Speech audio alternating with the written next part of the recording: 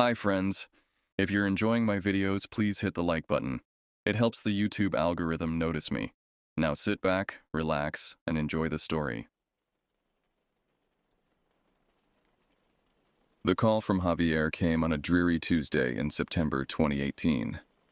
I hadn't heard his voice in nearly 7 years, not since we'd both moved away from Calgary to pursue different careers. Time and distance had eroded our once ironclad friendship into occasional social media interactions and promised reunions that never materialized. "Gregory," he said, his voice crackling through my aging phone speaker. "It's been too long. I'm back in Alberta for a month. Remember all those trails we used to conquer?" At 42, I had settled into a comfortable routine.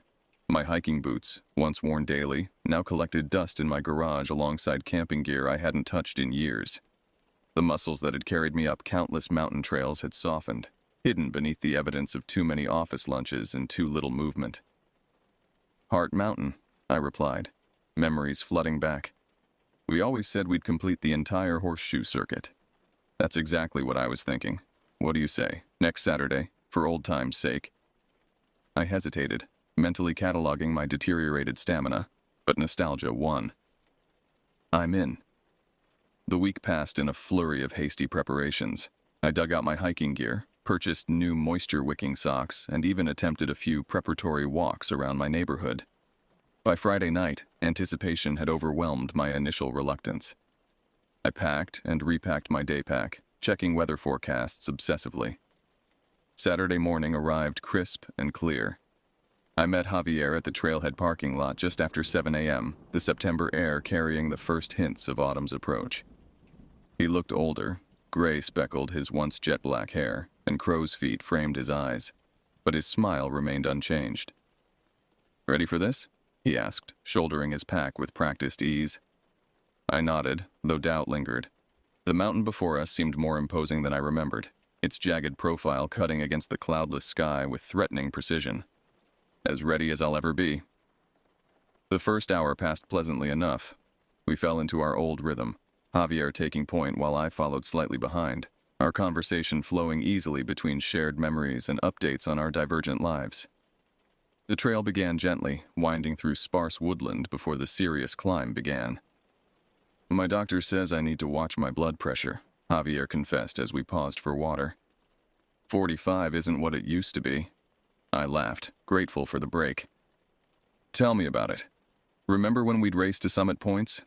I'd need helicopter evacuation if I tried that now." Around the 2-hour mark, we encountered our first fellow hikers, a young couple in their 20s, equipped with technical climbing gear that made our day packs look amateur. They moved with enviable ease, the woman's long braids swinging rhythmically as she navigated difficult terrain. "Morning," the man called, his expression friendly beneath a blue helmet. "Beautiful day for it." His companion smiled, adjusting her harness. "You guys heading for the full horseshoe?" "That's the plan," Javier replied, though I noted the slight wheeze in his voice that suggested otherwise. "Us too," she said.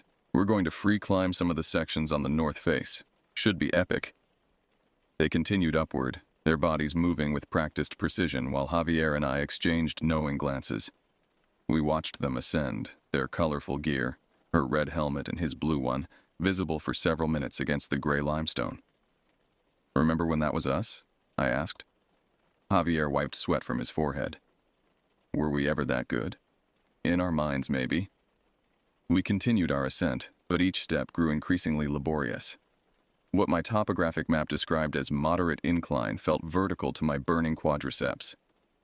By the time we reached the first significant viewpoint, my shirt clung to my back, soaked through with sweat. "I think," Javier managed between heavy breaths, "we may have overestimated ourselves." I nodded, staring at the path ahead, a challenging scramble up loose scree followed by an exposed ridgewalk. The full horseshoe circuit stretched beyond that, intimidating in its scale and technical requirements. "Maybe we should reevaluate," I suggested, trying to mask my relief when Javier nodded.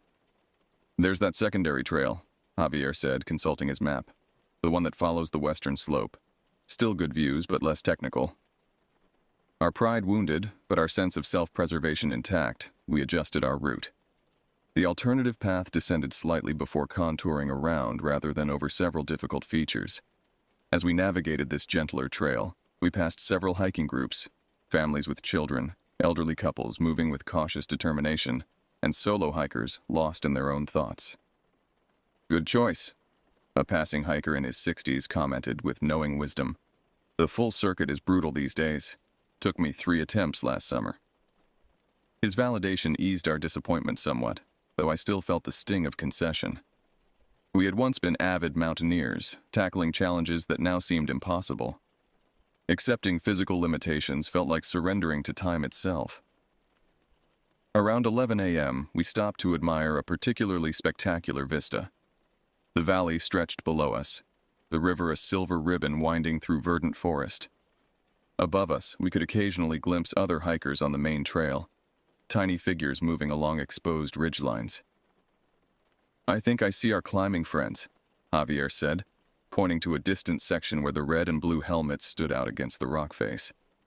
I watched through binoculars as they expertly navigated a challenging section, their movements purposeful and efficient. "They're making good time." We continued along our less ambitious route, eventually reaching a pleasant plateau beside a small seasonal stream. The water bubbled cheerfully over smooth stones, the sound creating a peaceful backdrop for our much-needed rest. "Perfect lunch spot," Javier declared, unslinging his pack and retrieving a carefully wrapped sandwich. I agreed, settling onto a flat boulder and stretching my aching legs. The sun had reached its zenith, bathing the landscape in bright midday light that highlighted every crevice and contour of the surrounding terrain. Despite the altered route, contentment washed over me. Perhaps we weren't conquering the mountain as planned, but we were here, reconnecting with both nature and each other. Our lunch lasted longer than intended. We reminisced about previous adventures, sharing stories that grew more exaggerated with each telling. I found myself relaxing fully for the first time in months, the mountain air clearing work stress from my mind like wind dispersing fog. "What's that?" Javier asked suddenly, tilting his head. "Did you hear something?" I listened, but detected only the gentle rustle of wind through sparse vegetation and the consistent murmur of the stream. "Just the water." He frowned, his expression troubled. "Thought I heard something else. I don't know. Never mind." We packed our garbage meticulously, a habit ingrained from years of wilderness ethics, and prepared to continue. As I secured my pack, I noticed Javier staring intently toward the higher trail. "Everything okay?" He shook his head slowly. "Just a weird feeling. Probably nothing." I understood. Mountains inspired contradictory emotions, awe and insignificance, freedom and vulnerability. Every experienced hiker developed a certain intuition, a sensitivity to subtle shifts in environment or atmosphere that might signal changing weather or potential hazards. "We should start heading back," I suggested, checking my watch. "Don't want to lose daylight." Javier nodded, his previous cheerfulness dimmed by whatever thoughts had captured his attention. We rejoined our chosen path, now beginning its gradual descent toward the valley floor. The trail followed the stream for a while before diverging eastward. "Look at that," I said, pointing to a vibrant cluster of alpine wildflowers clinging improbably to a rocky outcrop. "Amazing what survives up here." But Javier remained distracted, his responses becoming increasingly monosyllabic. Twice, he stopped abruptly, staring back up toward the higher trail, though nothing was visible from our position. His unease gradually infected my own mood, replacing contentment with inexplicable anxiety. "Seriously, what's wrong?" I finally asked. "I can't explain it," he replied. "Something doesn't feel right." I was about to dismiss his concern when a distant sound caught my attention, not a scream or shout, but something less definable. A rumble, a shifting of stones. Whatever it was dissipated quickly, leaving me uncertain whether I'd actually heard anything at all. The rest of our descent proceeded in tense silence, both of us scanning the landscape with heightened vigilance. The path eventually reunited with the stream we'd lunched beside, now wider and deeper as it gathered volume from various mountain tributaries. I spotted it first, a splash of unnatural color amid the natural browns and grays of the stream bed, something man-made, out of place in this wilderness setting. "What's that?" I asked, pointing toward the object. Javier squinted, Looks like a shoe? We approached cautiously. The item sat partially submerged in shallow water. A climbing shoe, its distinctive rubber sole and tight lacing system unmistakable. The brand's logo remained visible on the heel. Someone's having a rough day, I remarked, reaching to retrieve it. The shoe was surprisingly heavy, waterlogged but relatively new. Must have lost it recently. I turned to show Javier, but his attention had fixed downstream. His face had drained of color, lips parted slightly in an expression of pure horror.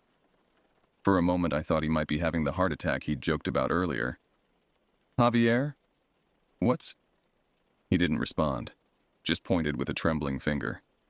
I followed his gesture, scrambling over several boulders to gain a better vantage point. What I saw next demolished any sense of peace the day had offered. Approximately 30 meters downstream, partially obscured by a bend in the creek, lay two human forms. Even from this distance, their unnatural positioning revealed the truth my mind recoiled from processing. Their bodies rested in the shallow water, limbs arranged in positions human anatomy simply doesn't permit. One figure lay face down, climbing helmet still secured, though cracked completely through. The second lay partially across the first, neck bent at an impossible angle, eyes open and staring at the indifferent sky. Most haunting were the colors, a red helmet and a blue one. The young couple we'd seen earlier, their enthusiasm and vitality now extinguished. "Oh God," I whispered, my lunch threatening to reappear. "Oh God, no." Javier hadn't moved, frozen in place like the boulders surrounding us. "We just saw them," he said, voice barely audible. "They were just..." Reality crashed over me in horrifying clarity. These vibrant people we'd spoken with hours earlier had somehow fallen, their expertise and equipment insufficient protection against whatever had occurred. They remained secured to each other by climbing rope, suggesting they'd been roped together during their accident. My mind calculated the timing with nauseating precision. They must have fallen while we ate lunch, perhaps even as Javier had heard that unidentifiable sound. While we'd shared stories and savored our food, these two had experienced their final terrifying moments mere hundreds of meters away. "Why didn't they scream?" I asked, the question escaping before I could contain it. Javier shook his head, unable to answer. The silence following our discovery stretched painfully, neither of us knowing how to proceed. Training and wilderness first aid courses dictated checking for signs of life, but the catastrophic injuries visible even from our position eliminated any hope of survival. "We need to..." I began, but couldn't finish the sentence. What exactly did one do in such circumstances? The decision was temporarily postponed by the sound of voices approaching from behind. Cheerful, ordinary conversation that seemed obscene against our grim discovery. A family rounded the bend, parents in their 30s leading two children, perhaps 8 and 10 years old, all dressed in matching outdoor gear and carrying small backpacks. "They can't see this," Javier whispered urgently. "The kids." I nodded and moved quickly, intercepting the family before they could proceed further. My smile felt grotesque, plastered across my face like a Halloween mask. "Hello there," I called with forced cheerfulness. "Beautiful day, isn't it?" The father nodded pleasantly while the children eyed me with curiosity. "Certainly is. You folks heading back down?" "Actually," I said, lowering my voice, "could I speak with you privately for a moment?" I glanced meaningfully at the children, hoping he would understand. Confusion crossed his features before comprehension dawned. "Kids, why don't you and Mom check out those cool rocks over there? I'll be right back." His wife gave me a questioning look, but complied, leading the children toward a small outcropping several meters away. The father approached me cautiously. "Is everything okay?" I kept my voice low. "There's been an accident. 2 climbers downstream, they didn't make it. It's not something your children should see." Horror registered immediately. "Are you certain they're..." "Yes," I replied grimly. "It's bad. Very bad." He ran a hand through his hair, processing. "There's a ranger station about 2 kilometers back down the trail. I'll head there immediately. Can you and your friend..." "We'll stay with them," Javier interjected, having approached silently during our conversation. "Make sure no one else stumbles onto the scene." The father nodded gratefully. "I'll run the whole way." Thank you for stopping us. He rejoined his family, explaining some sanitized version of events that prompted them to turn back quickly. The curious glances from his wife and children lingered until they disappeared around the bend, their previously carefree day now overshadowed by proximity to tragedy. You think he'll make it to the ranger station quickly? I asked. Javier checked his watch. Even at a fast walk, 20 to 30 minutes. If he runs some sections, maybe 15. Those 15 minutes stretched interminably. We positioned ourselves as unofficial sentries, warning away the few hikers who approached while avoiding explicit details. Most accepted our vague explanation of trail hazard ahead without question. But one insistent man required Javier physically blocking his path before reluctantly turning back. The ranger arrived with impressive speed, the sound of his ATV engine breaking the weighted silence approximately 18 minutes after the family's departure. He was younger than I expected, perhaps 30, but moved with professional efficiency. "Where are they?" he asked without preamble, medical kit in hand, though we had made clear there would be no survivors. We guided him to the site, maintaining a respectful distance as he documented the scene with photographs and spoke quietly into his radio. Words like retrieval team, accident investigation, and next of kin drifted to us on the gentle breeze.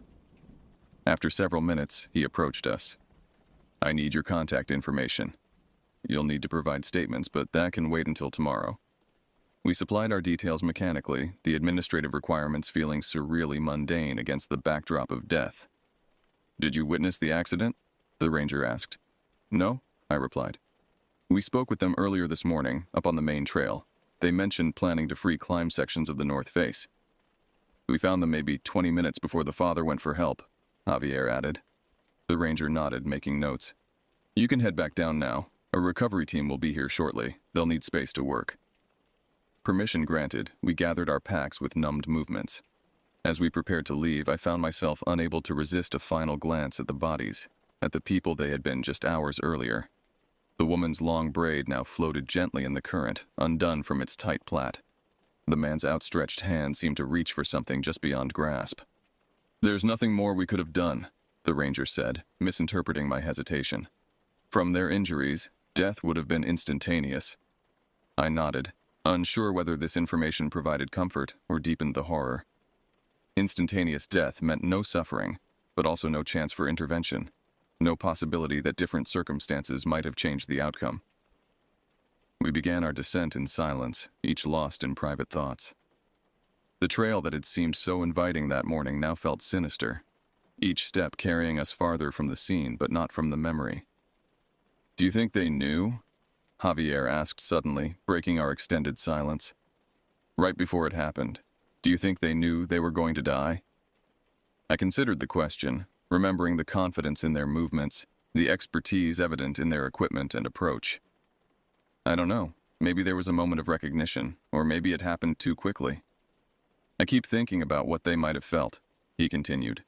"That transition from being alive to not." I understood his fixation. The abruptness of their end, vibrant and ambitious one moment, motionless the next, highlighted the fragility of our own existence with uncomfortable clarity. Neither of us slept well that night. I provided my official statement the following morning, recounting the events with detached precision while avoiding the emotional details that truly defined the experience. The detective noted my information dispassionately, explaining that preliminary investigation suggested equipment failure rather than human error, though the investigation remained ongoing. Days passed, then weeks. The incident appeared briefly in local news. 2 experienced climbers die in mountain accident, with minimal details and standard safety warnings.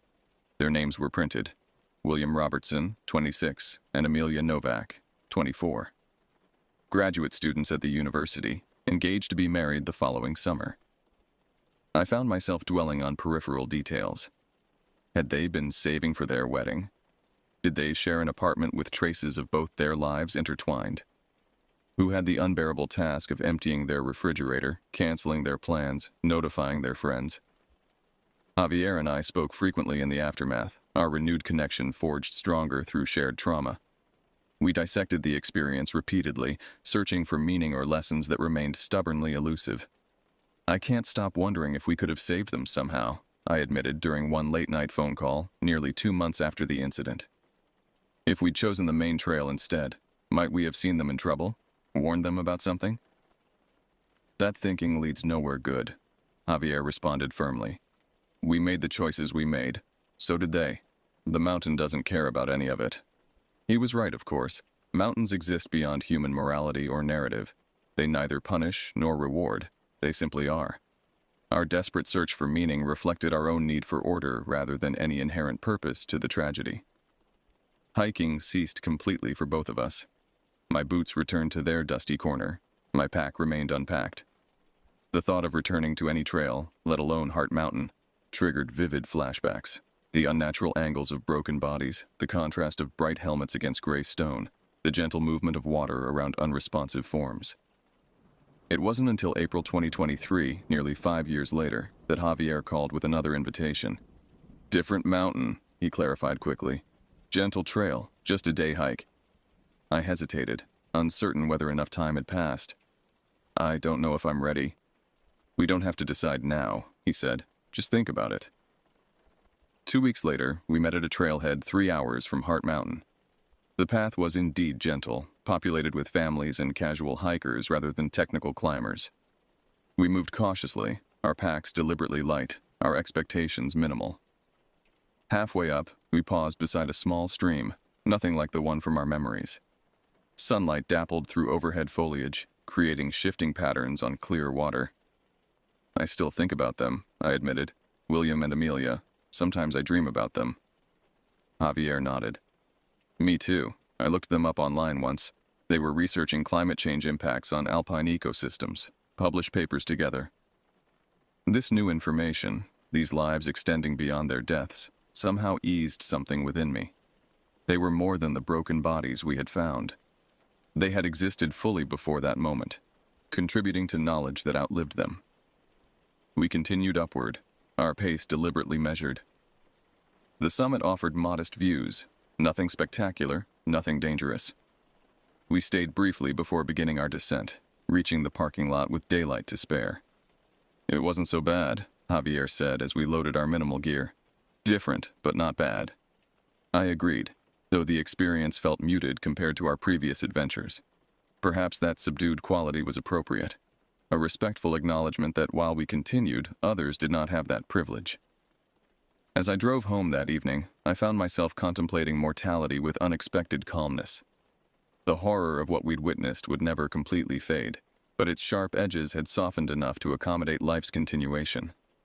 William and Amelia had died doing what they loved, fully engaged with the world rather than insulated from its risks. The mountains would remain long after all of us. They would claim more lives and inspire countless others. Their indifference contained neither cruelty nor comfort, only the stark reminder that each moment exists to be lived fully, with both respect for danger and appreciation for beauty.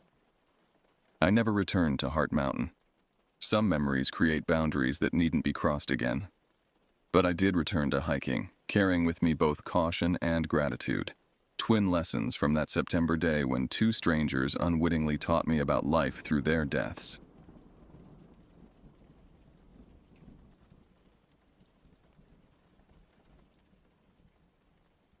It was late November 2018 when the Tennessee mountains begin their slow surrender to winter.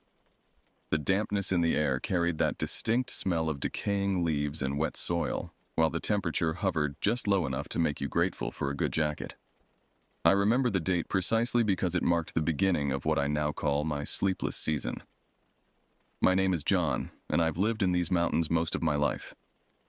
Our house, a weathered 2-story wooden structure that's been in the family for generations, sits nestled among tall pines about 15 miles from the nearest town. The isolation never bothered me. In fact, I preferred it. My mother worked double shifts at the regional hospital, meaning I often had the place to myself for days at a time. The nearest neighbors lived about half a mile down the winding dirt road, an elderly couple who kept to themselves, save for the occasional courtesy wave. On that particular Tuesday evening, I was sorting through bills at the kitchen table when my phone vibrated against the wooden surface. Joe's name flashed across the screen. We'd been friends since middle school, bonded by our mutual interest in video games, and an appreciation for solitude that most of our peers couldn't understand. "Mike, I need to get out of the city," were his first words when I answered. The background noise suggested he was at his apartment downtown. Cars honking, neighbors arguing through thin walls. "This place is suffocating me. Mind if I come up for a few days?" "You know you're always welcome," I replied, glancing at the calendar. Mom was on a 3-day shift rotation, which meant the house would be empty, except for us. "When were you thinking?" "Today?" The desperation in his voice was palpable. Something about his tone suggested more than the usual city fatigue. "I can be ready in an hour." I agreed without hesitation. Joe had always been there for me, and besides, I welcomed the company. The house felt different lately, larger somehow, with shadows that seemed to linger in corners longer than they should. "I'll drive down and get you," I offered, already reaching for my keys. "It'll be dark by the time we get back, but we can stop for supplies on the way." As I hung up, I couldn't shake the feeling that Joe's visit would be different this time. The mountains had secrets, whispers that traveled through the trees. But I dismissed these thoughts as I locked the front door behind me. The ancient porch steps creaked beneath my weight, a sound I'd heard thousands of times, yet today it resonated with an unfamiliar hollowness. Little did I know that within 24 hours, that familiar sound would become a warning. The drive into the city passed quickly. Traffic was light, and the late afternoon sun cast long shadows across the highway. When I arrived at Joe's apartment complex, he was already waiting outside, a duffel bag at his feet and a backpack slung over one shoulder. His face brightened when he saw my truck pull up. "You look terrible," I observed as he threw his bags into the back seat. Joe ran a hand through his disheveled hair. "Haven't been sleeping well. The neighbors have been loud." He hesitated, as if deciding whether to elaborate. "Thanks for this, Mike. I really needed to get away." We spent the next couple of hours in the city, stopping first at a gaming store where Joe picked up a few new releases he'd been waiting for. "These should keep us busy for a few days," he said, examining the back of one case. His enthusiasm seemed forced, but I didn't press him. After grabbing dinner at our favorite burger place, we stocked up on essentials at the supermarket: chips, soda, microwave meals, and enough coffee to fuel our planned all-night gaming sessions. The normalcy of these routines settled us both. By the time we were heading back to the mountains, Joe seemed more like himself, chatting about work and asking about Mom. The sun had completely disappeared by 6:30 p.m., leaving us driving through darkness broken only by my truck's headlights. The radio signal gradually deteriorated as we ascended, static interrupting the classic rock station until I finally switched it off. Light rain began to fall, creating hypnotic patterns on the windshield. "Still as remote as ever," Joe commented as we turned onto the dirt road leading to my house. The trees crowded close to the path here, branches occasionally scraping against the side of the truck. "How do you not go crazy out here alone?" I shrugged. "You get used to it. Besides, the quiet helps me think." As we rounded the final bend, my headlights swept across the front of the house.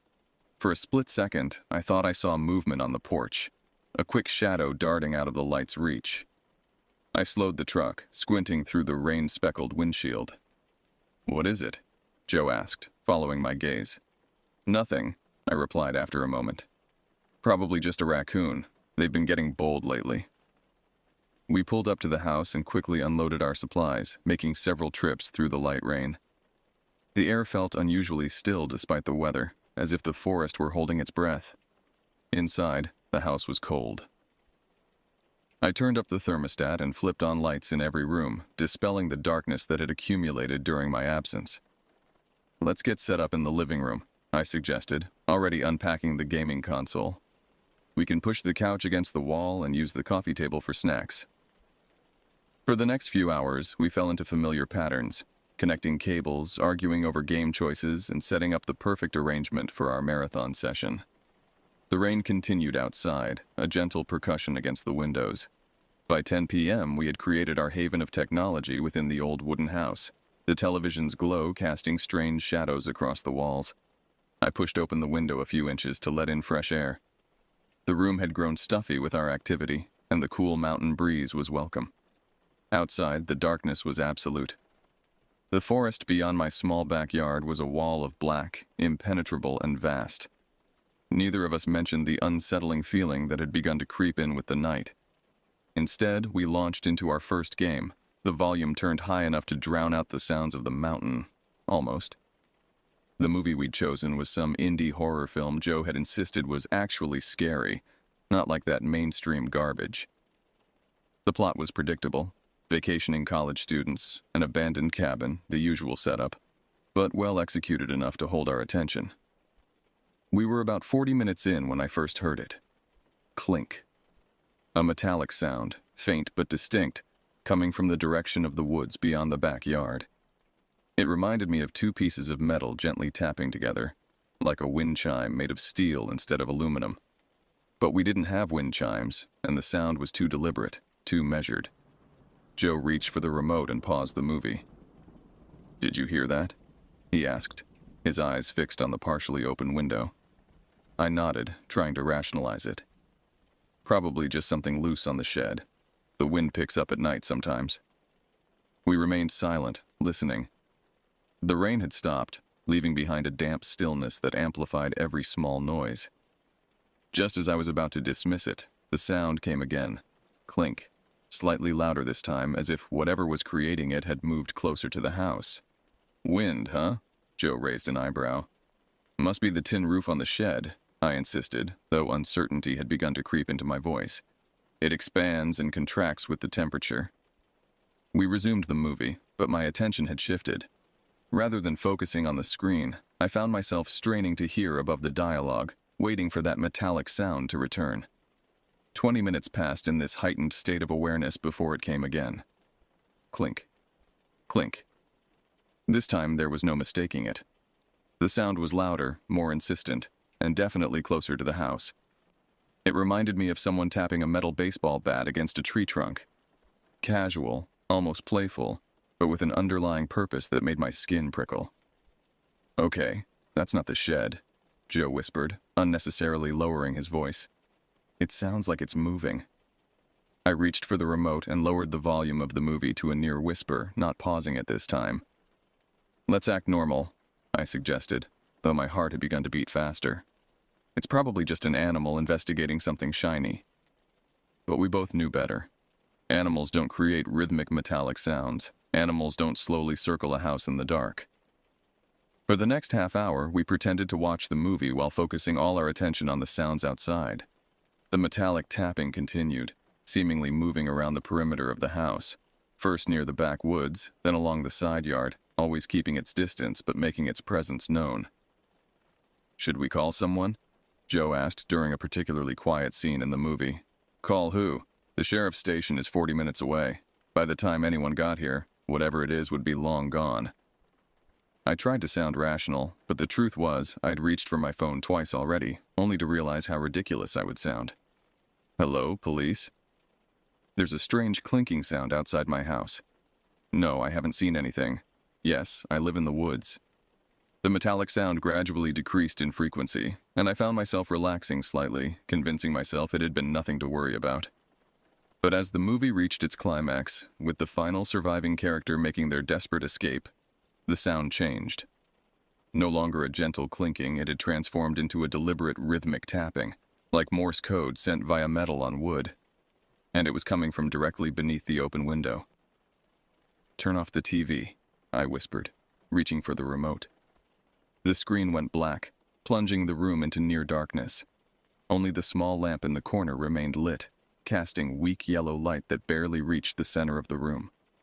The tapping continued, now with a distinct pattern. 3 quick taps, a pause, 2 slower taps, another pause, then repeat. The sound wasn't just random noise, it was communication.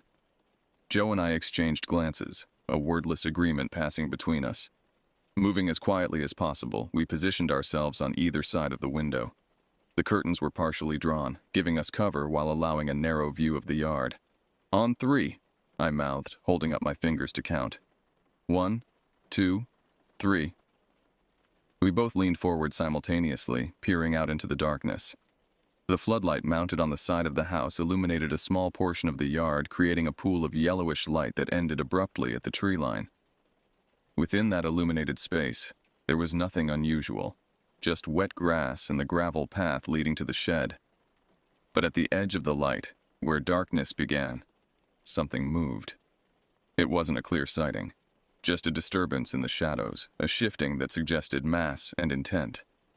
Whatever it was, it retreated further into the darkness as soon as we appeared at the window. The tapping stopped.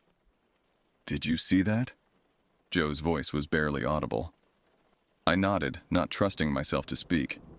My eyes remained fixed on the point where I'd seen the movement, trying to distinguish form from shadow. The longer I stared, the more my vision played tricks on me, creating shapes where there were none. "What do we do?" Joe asked, still whispering despite the closed window between us and whatever waited outside. I considered our options. Calling for help wasn't practical given our location. Ignoring it seemed impossible now that we'd acknowledged its presence. That left confrontation. "We need to know what we're dealing with," I said finally, moving away from the window. "I'm going to grab some flashlights. You stay here and watch the yard." The hallway to the kitchen seemed longer than usual, the shadows deeper. I fumbled in the drawer for the heavy mag light I kept for power outages and a smaller backup flashlight. On impulse, I also grabbed a kitchen knife, slipping it into my back pocket. The weight of it against my spine was simultaneously reassuring and terrifying, a tacit admission that I believed we might be in danger. When I returned to the living room, Joe was still at the window, his face tense with concentration. "Anything?" I asked, handing him the smaller flashlight. He shook his head. "It's completely still out there now, but Mike, I don't think we're alone." I took a deep breath. "I know, let's check it out." "Are you serious? Shouldn't we just lock everything and wait it out?" "If someone's out there, I want to know why." I tried to project confidence I didn't feel. "Besides, I've lived here my whole life. I know these woods." That wasn't entirely true. No one truly knows the woods at night. The familiar landscape transforms after dark, turning benign landmarks into looming threats and creating hiding places where none existed by day. Nevertheless, I led the way to the front door, switching on my flashlight before stepping onto the porch. The air outside was colder now, carrying the scent of pine and wet earth. Our breath formed small clouds in the beam of light. "We'll check the floodlight first," I decided, pointing toward the side of the house where we'd seen the movement. "Stay close." We moved carefully around the house, our flashlights sweeping the ground before us.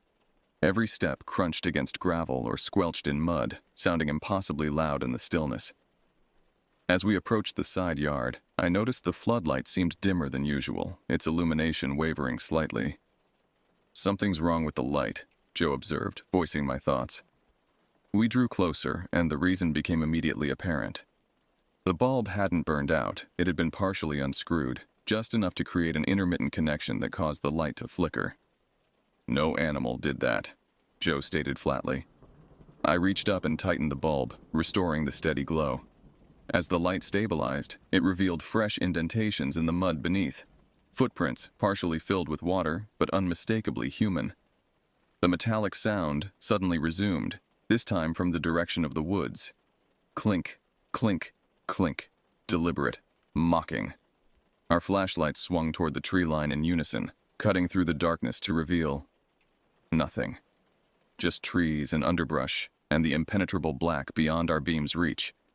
But the sound continued, moving parallel to the edge of the woods, always just outside our field of vision. "It's leading us," Joe whispered, his flashlight tracking the noise. He was right. Whatever created the sound was deliberately staying ahead of us, drawing us toward the woods. A trap, perhaps, or a game where we didn't know the rules. Then, as suddenly as it had begun, the rain returned. Not a gentle mist this time, but a downpour that reduced visibility to mere feet. Water streamed down our faces, soaking through our clothes in seconds. "Back inside," I shouted over the roar of rain on leaves. "Now!" We retreated to the house, locking the door behind us. Soaked and shivering, we stood in the entryway, listening to the storm's assault on the roof.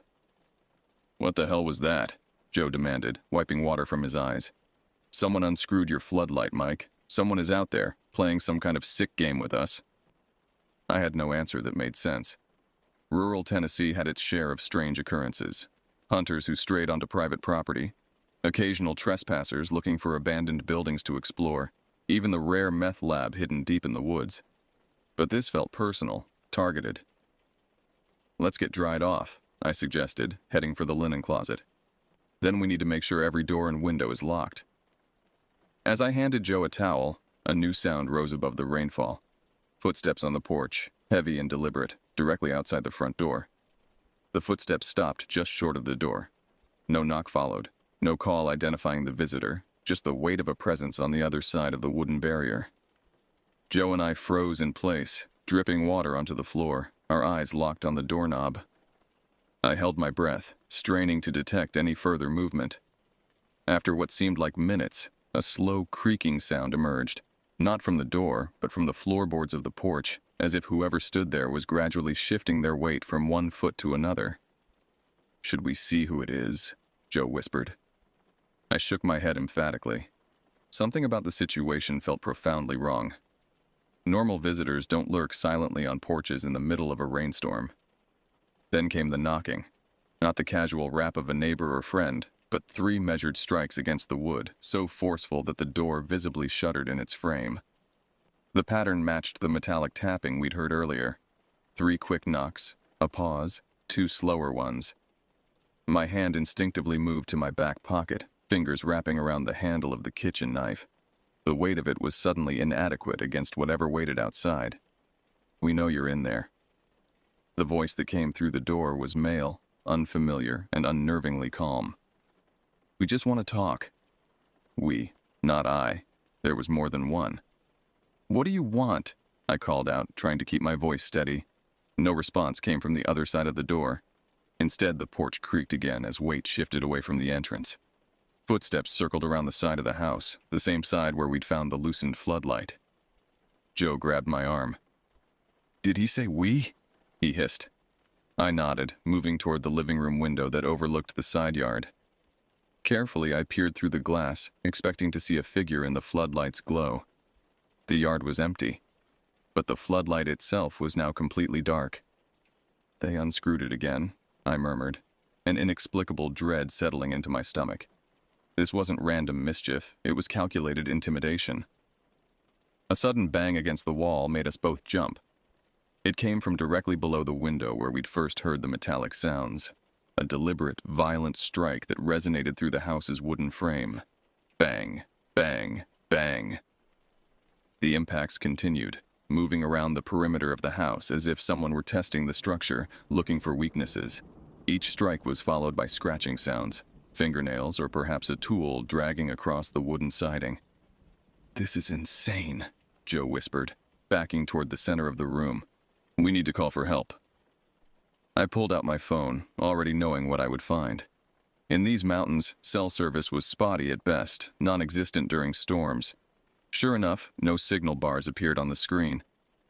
"Landline," I muttered, moving toward the kitchen where the old corded phone hung on the wall. It rarely saw use anymore, but Mom had insisted on keeping it active for emergencies. I lifted the receiver to my ear, relieved to hear the dial tone. Quickly, I punched in 911, counting each ring as I waited for a response. 1, 2, 3. On the 4th ring, the line connected. But instead of a dispatcher's voice, I heard only breathing, steady, deliberate breaths that sent ice through my veins. "Hello?" I said cautiously, even though I knew this wasn't the emergency services. The breathing continued for several seconds before a voice responded, the same voice from the porch, now intimately close through the phone line. "We cut the line a mile down the road," it said matter-of-factly.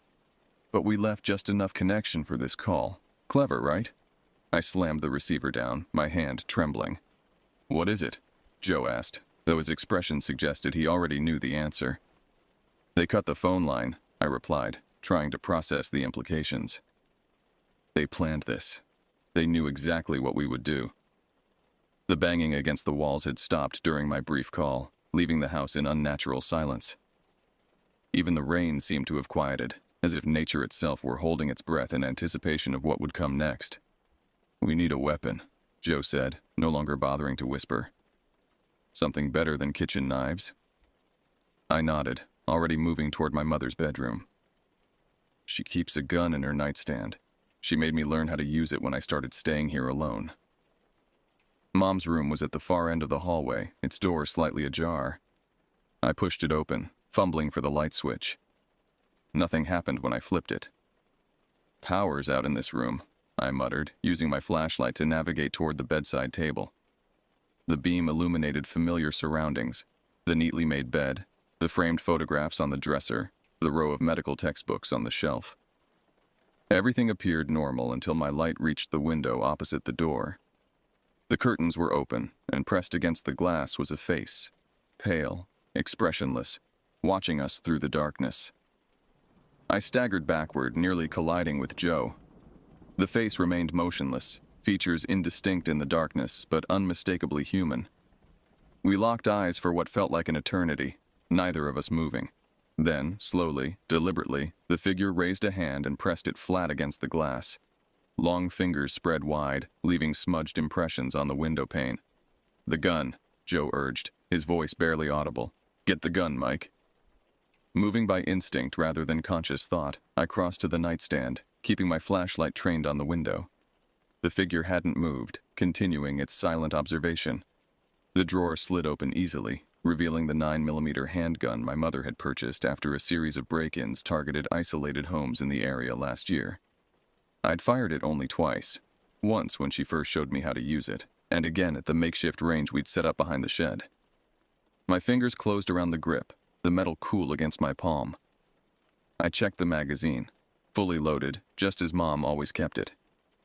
The weight of the weapon steadied my nerves somewhat, giving me a sense of control I'd been lacking since the first metallic sounds. When I looked back at the window, the face was gone. "Where did he go?" Joe whispered, scanning the darkness outside. I moved to the window, careful to approach from the side rather than directly in front. The glass was intact, but the handprint remained, a ghostly impression left behind like a signature. From this vantage point, I could see part of the backyard, including the corner of the shed approximately 50 yards from the house. The structure was little more than a storage space for gardening tools and outdoor equipment, its weathered boards and rusted metal roof a fixture of my childhood. Movement caught my eye, a shadow detaching itself from the deeper darkness beside the shed. The figure stood there, clearly visible now despite the distance and rain, watching the house with unnatural stillness. "I see him," I murmured, adjusting my grip on the gun. "By the shed." Joe joined me at the window, careful to stay partially concealed behind the curtain. "What's he doing?" "Just standing there, watching." We observed intense silence as the figure remained motionless for nearly a minute. Then, with deliberate slowness, it raised an arm and pointed directly at us, a gesture so precise there could be no doubt it knew exactly where we were, despite the darkness of the room. "He can see us," Joe whispered unnecessarily. I nodded, fighting the urge to back away from the window. Logic dictated that the darkness inside should conceal us, but somehow this intruder knew our exact position.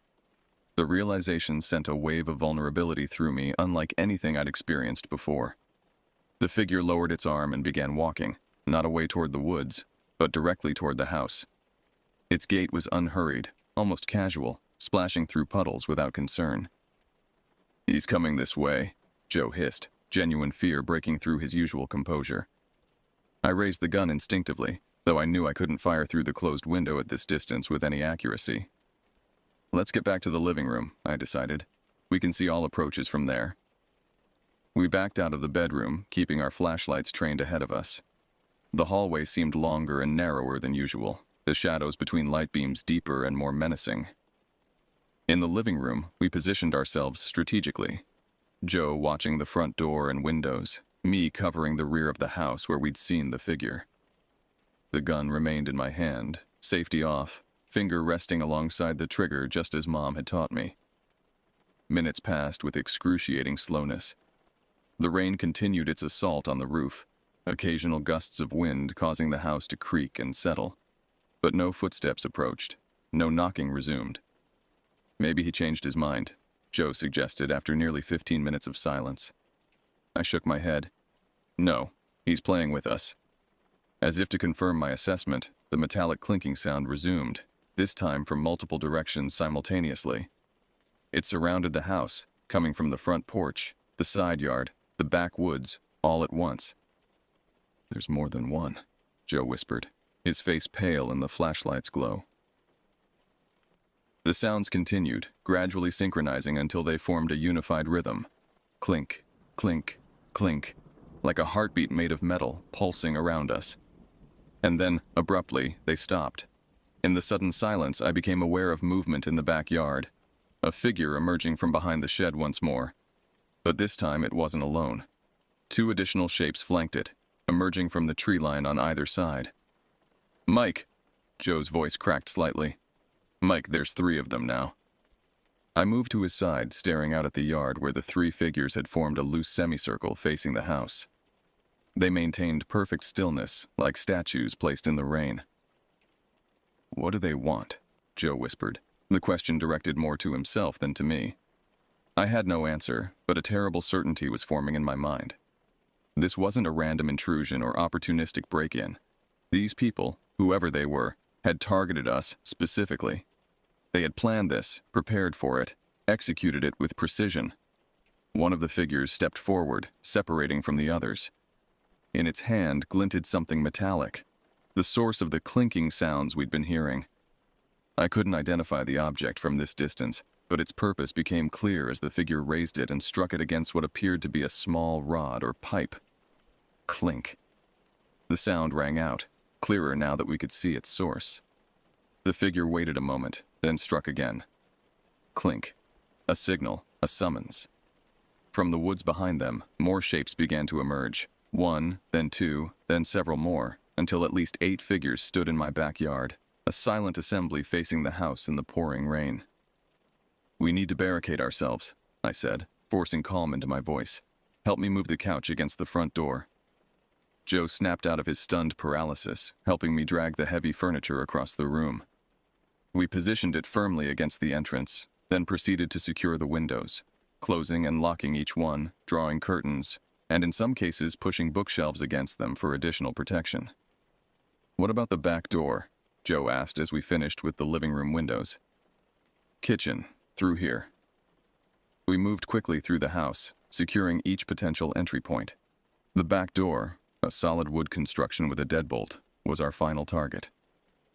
As I turned the lock, a sound from outside froze me in place. Footsteps on the back porch, multiple sets. They're right outside, I whispered, backing away from the door. Back to the living room. Now. We retreated to our makeshift fortress, positioning ourselves behind the overturned dining table we'd arranged as a barrier. The gun felt inadequate against so many intruders, but it was our only substantial defense. Should we try to reason with them? Joe suggested, his voice tight with stress. Find out what they want? I considered this briefly. Normal logic suggested communication might diffuse the situation, but nothing about this night had followed normal patterns. These people had methodically isolated us, intimidated us, and surrounded us. They weren't here to talk. Before I could respond, a new sound emerged, the distinct scrape of metal against metal from the direction of the back door. Someone was picking the lock. They're breaking in, Joe whispered unnecessarily. I raised the gun, aiming at the hallway that led to the kitchen. If they came through that door, they would have to pass this point to reach us. The scraping continued for several minutes, occasionally punctuated by low murmurs from outside, too quiet to distinguish words, but clearly human voices conferring. Then, abruptly, the sounds ceased. Silence fell over the house again, heavy and expectant. I kept the gun trained on the hallway, waiting for the inevitable breach. Instead, a sharp crack came from the front of the house, the sound of splintering wood as someone attacked the front door directly. They're trying to force their way in, Joe hissed, turning toward the new threat. The assault on the front door continued, measured, powerful strikes that gradually increased in intensity. The couch we'd positioned as a barricade shuddered with each impact, inching backward across the floor despite its weight. Crack. Another hit, stronger than the others. A thin fracture appeared in the wooden door, visible even through the slats of the couch. Crack. The fracture widened, spreading like a lightning bolt across the aged wood. Crack! The door frame splintered, creating a gap just wide enough for fingers to grip the edge. Through that narrow opening, a hand appeared, pale, mud-streaked, and methodically working to widen the breach. Without hesitation, I aimed and fired. The gunshot was deafening in the enclosed space, leaving a high-pitched ringing in my ears. The hand disappeared instantly, accompanied by a pained shout from outside. "I hit him," I said, my voice sounding distant through the ringing. "But they'll be back."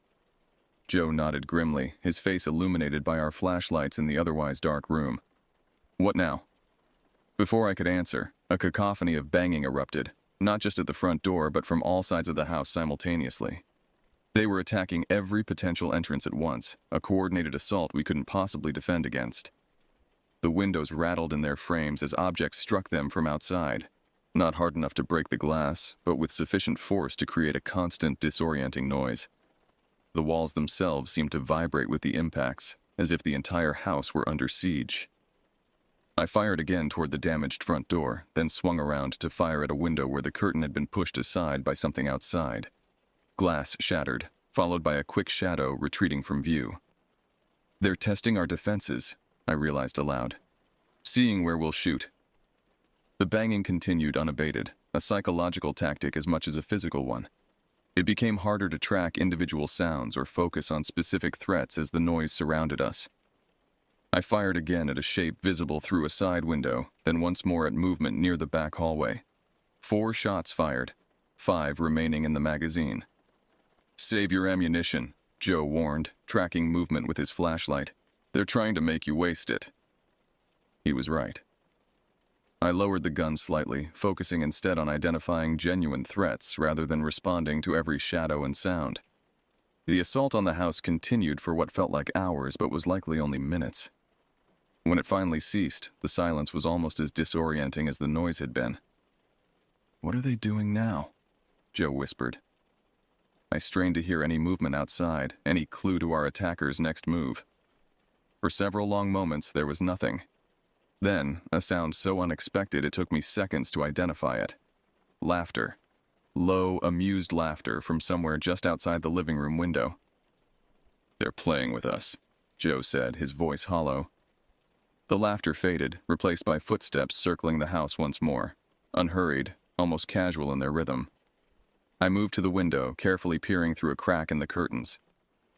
The yard appeared empty at first glance, but as my eyes adjusted, I detected movement near the tree line. The figures were retreating, melting back into the forest one by one until only a single silhouette remained, standing at the edge of the woods. This last figure raised a hand, not in threat, but in what almost seemed like farewell. Then it, too, disappeared into the darkness. "They're leaving," I said, unable to fully believe it. Just like that. Joe joined me at the window, disbelief evident in his expression.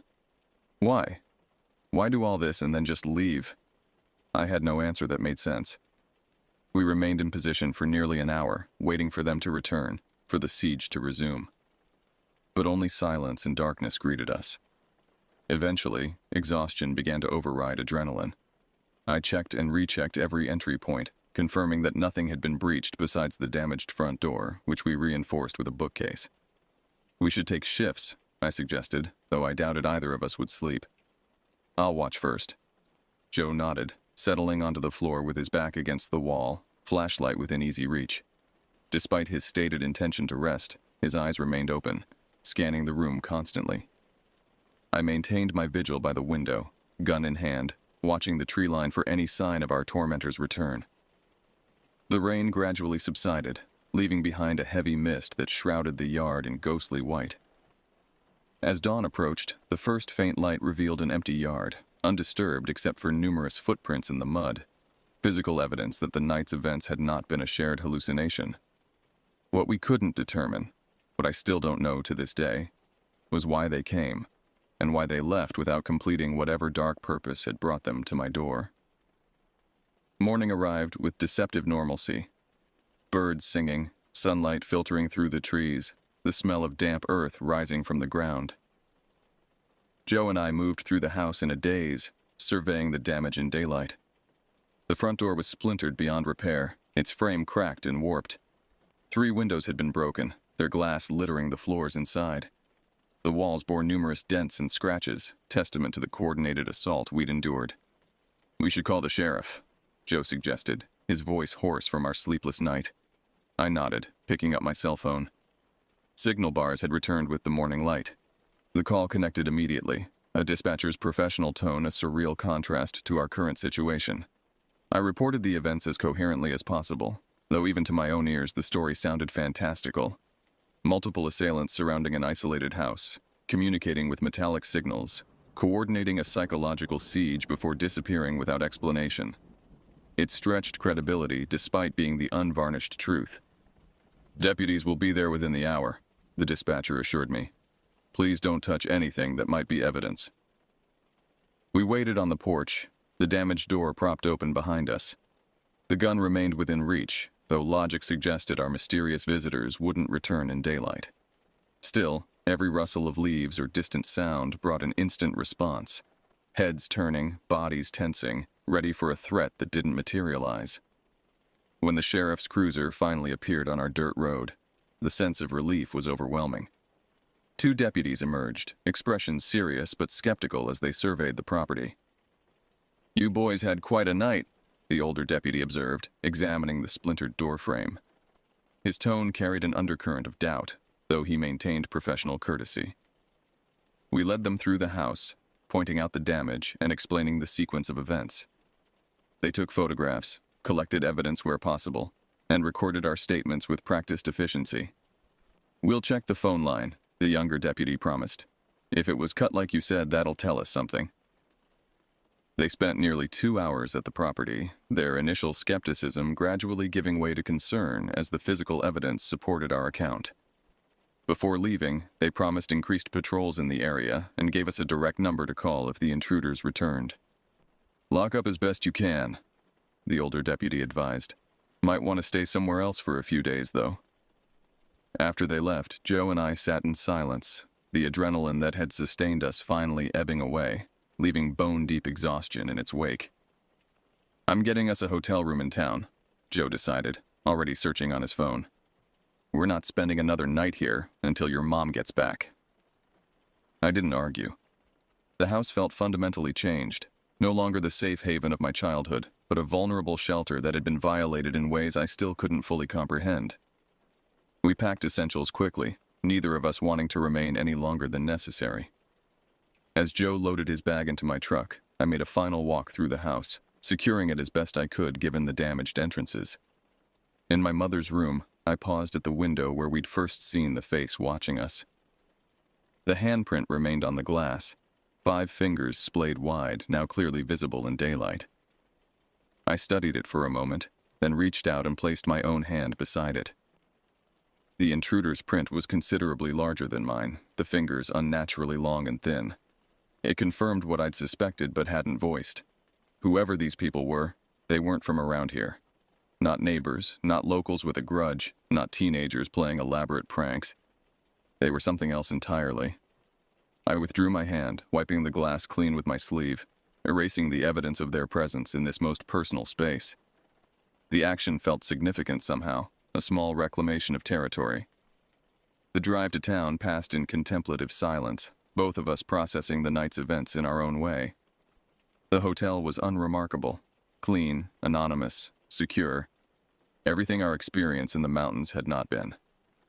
That evening, the sheriff called with an update.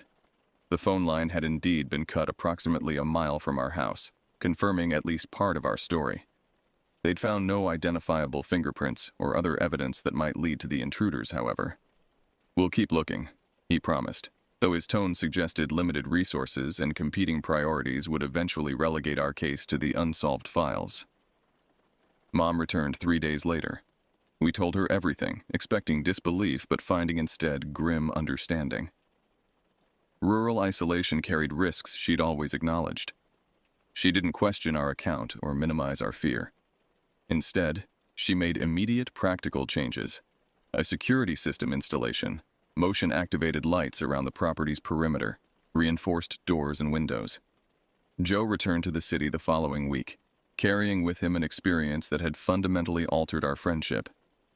We had shared something profound and inexplicable, a violation that went beyond the physical damage to the house, touching something primal in both of us. As for me, I remained in the mountains, in the house that had always been home. The security upgrades provided a semblance of safety, though I knew them to be largely symbolic. If our visitors decided to return, no amount of technology would truly stop them. They never came back. At least, not in the same way. Sometimes, on particularly quiet nights, I still hear that metallic sound. Faint, distant, but unmistakable. Clink, clink, clink. Always from the direction of the woods, always just at the edge of perception. I don't investigate anymore. I don't peer through windows or venture outside with flashlights. Instead, I simply acknowledge their presence, a respectful distance maintained between their world and mine. Perhaps that's what they wanted all along. Not to harm us, but to establish boundaries, to demonstrate capabilities, to ensure we understood that the isolation we thought protected us actually made us vulnerable. It's been nearly 7 years since that November night. The house has been repaired, the physical evidence long since erased. But I never open the windows after dark anymore, especially when it rains. And I always make sure the floodlights are securely fastened before the sun goes down. Some lessons, once learned, are impossible to forget.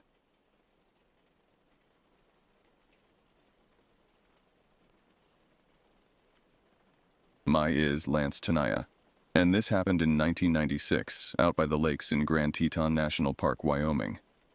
I'm Northern Cheyenne, though I didn't grow up around here, mostly on the plains. Always had a thing for the open, wild spaces, which is probably why I took up guiding visitors around the trails. Figured if I got to be out in nature, I'd at least get paid for it, right? Plus, I get to dodge the 9-to-5 office routine. That spring, I turned 28. 7 years as a guide had taught me everything about these mountains, or so I thought. The jagged peaks of the Tetons had become as familiar to me as the lines on my palm.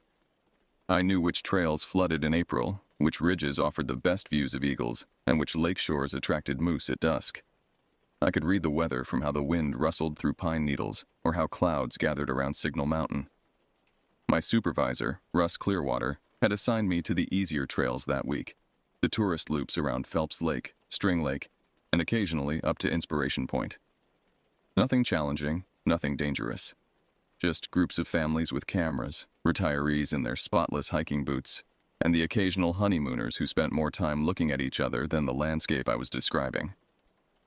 "You're good with the day trippers," Russ told me that Monday morning, his leathery face crinkling with what passed for his smile. "They like your stories." I didn't tell him that half my traditional stories were improvised on the spot, often inspired by the actual history, but embellished to keep attention from wandering.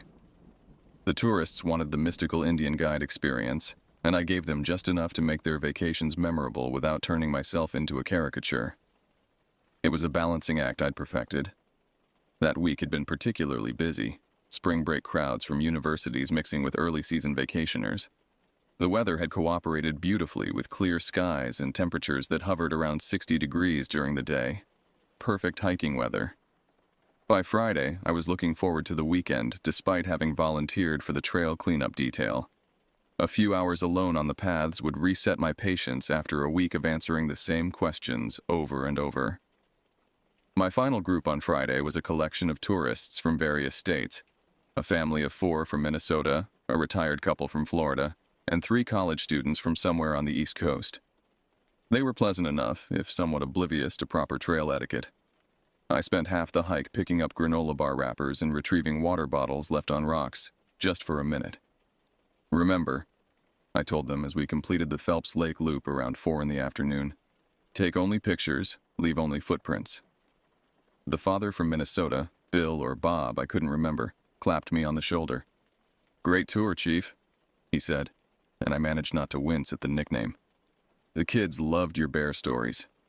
I smiled mechanically, having long ago learned that correcting these small indignities wasn't worth the awkwardness it created. "Glad you enjoyed it. Safe travels back to the lodge." As they wandered off toward the parking area, I checked my watch. I had a couple of hours before sunset, plenty of time to walk the trail once more and clean up whatever trash the day's visitors had left behind. The Park Service was understaffed as usual, and these cleanup walks helped preserve the illusion of pristine wilderness for tomorrow's guests. I grabbed my pack with extra trash bags, my first aid kit, flashlight, and water bottle. The late afternoon sun cast long shadows across the trail as I set out, working methodically, stopping to pick up discarded tissues, forgotten sunglasses, and the occasional sock. The rhythm of the work was soothing after a day of forced sociability. The air grew cooler as evening approached, and I caught myself humming as I walked. This was the part of the job I genuinely loved, the quiet moments when the mountains belonged to themselves again, when I could almost imagine I was the first person to walk these paths. That was the day everything changed. Just a regular Friday cleanup walk that turned into something I still can't fully explain. Even now, years later, I sometimes convince myself it was some kind of hallucination brought on by exhaustion or altitude or dehydration. But then I remember the sounds they made, and I know it was real. I was about halfway around Phelps Lake when I first noticed something wasn't right. The birds had gone silent, which happens sometimes when a predator is near. I assumed it was a mountain lion or perhaps a black bear. Nothing unusual for the area, just something to be aware of. I kept walking, keeping my senses alert, occasionally scanning the tree line for movement. The sun had just dipped behind the mountains, not yet set but no longer visible above the peaks, casting the eastern shore of the lake in premature twilight. I switched on my flashlight, more out of habit than necessity. There was still plenty of ambient light to see by. That's when I spotted another light up ahead, flickering erratically through the trees about a quarter-mile along the shoreline. I paused, watching. It wasn't unusual to encounter other hikers, though park regulations discouraged night hiking for safety reasons. But this light didn't move like someone walking with a flashlight or headlamp. It jerked and swayed, like someone stumbling or perhaps signaling for help. I picked up my pace, calling out, "Hello, Park Service, do you need assistance?" No response came, but the light continued its strange dance, now moving closer to the water's edge. The lake was deep in places, with slippery rocks near the shore. If someone had injured themselves or become disoriented, they could easily fall in. "Hey!" I shouted louder. "You lost! Need a hand!" Still nothing, just that strange, flickering light, now hovering near the shoreline. I jogged forward, my own flashlight beam bouncing along the path ahead of me. The silence felt heavier now, pressing against my ears. No frogs, no insects, not even the usual lapping of water against the shore. As I rounded a bend in the trail, my light caught something that made me stop dead in my tracks. What I saw in that moment would change everything I thought I knew about the world, and about what shares it with us.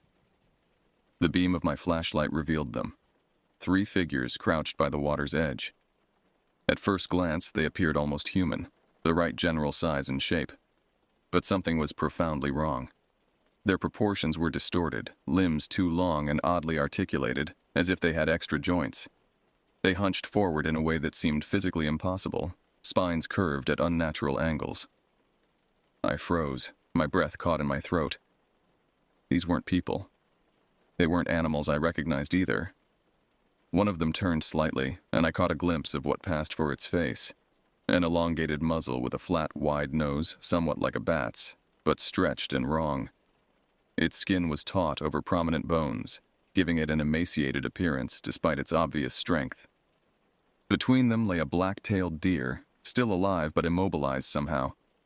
One of the creatures had its hands, if you could call them that, buried deep in the deer's flank, not clawing or tearing as a predator would, but somehow manipulating. Its long, bony fingers flexed and twisted beneath the skin, moving with deliberate precision rather than predatory violence. The worst part was the sound, a rhythmic clicking that emanated from them in patterns, like some terrible form of communication. It wasn't vocal, more like bones tapping against each other, hollow and dry. The sound seemed to bypass my ears and vibrate directly inside my skull. I'd spent my entire adult life in the wilderness. I'd encountered every predator native to the Rockies: bears, wolves, mountain lions, coyotes. I'd seen them hunt, seen them feed. This was different. This wasn't predation for sustenance. There was a methodical quality to their movements, an intelligence behind those actions that chilled me more than any growling beast ever could. The light I'd seen from a distance sat on a flat rock between them, not a flashlight as I'd assumed, but something that glowed with an inconsistent, cold light. It pulsed in time with their movements, brightening when they extracted something from the deer, dimming when they paused. I should have retreated immediately, should have backed away slowly and quietly. Instead, I stood transfixed, my rational mind struggling to categorize what I was seeing. They worked with the precise movements of surgeons, not the ravenous tearing of predators. One extracted something from the deer, a dark, glistening organ, and passed it to another, who examined it in the pale light before setting it aside in what I now realized was a growing collection of parts. They were harvesting the animal, piece by piece, while it still lived. My trance broke when one of them suddenly stiffened, its head lifted, turning with a series of quick, jerking movements until it faced directly toward me. There were no eyes that I could discern, just deep, shadowed sockets, but I knew with absolute certainty that it saw me. For one endless moment, we regarded each other across the darkening shoreline. Then it rose to its full height, taller than I'd initially thought, well over 6 feet, and took a step toward me. Its joints moved wrong, bending in directions human anatomy wouldn't allow, giving its gait a disjointed, lurching quality. That's when primal instinct finally overcame shock. I turned and ran. Every wilderness guide knows you don't run from predators. Running triggers the chase response, marks you as prey. But these weren't natural predators, and something deep in my hindbrain screamed that the normal rules didn't apply. I sprinted along the lakeshore trail, branches whipping past my face, roots threatening to trip me in the fading light. Behind me, I heard movement. Not the pounding of feet, but a strange, scuttling sound that suggested multiple limbs moving in unnatural coordination. I didn't look back. I couldn't afford to slow down even for a second.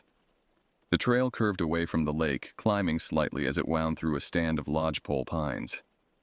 My lungs burned and my legs threatened to cramp, but terror drove me forward. The thing was gaining on me. I could sense its presence closing in, could hear that bone-clicking sound growing louder. Ahead, I spotted a massive, fallen tree trunk I recognized, an old lightning-struck pine that had collapsed years ago, its core rotted out to form a natural tunnel.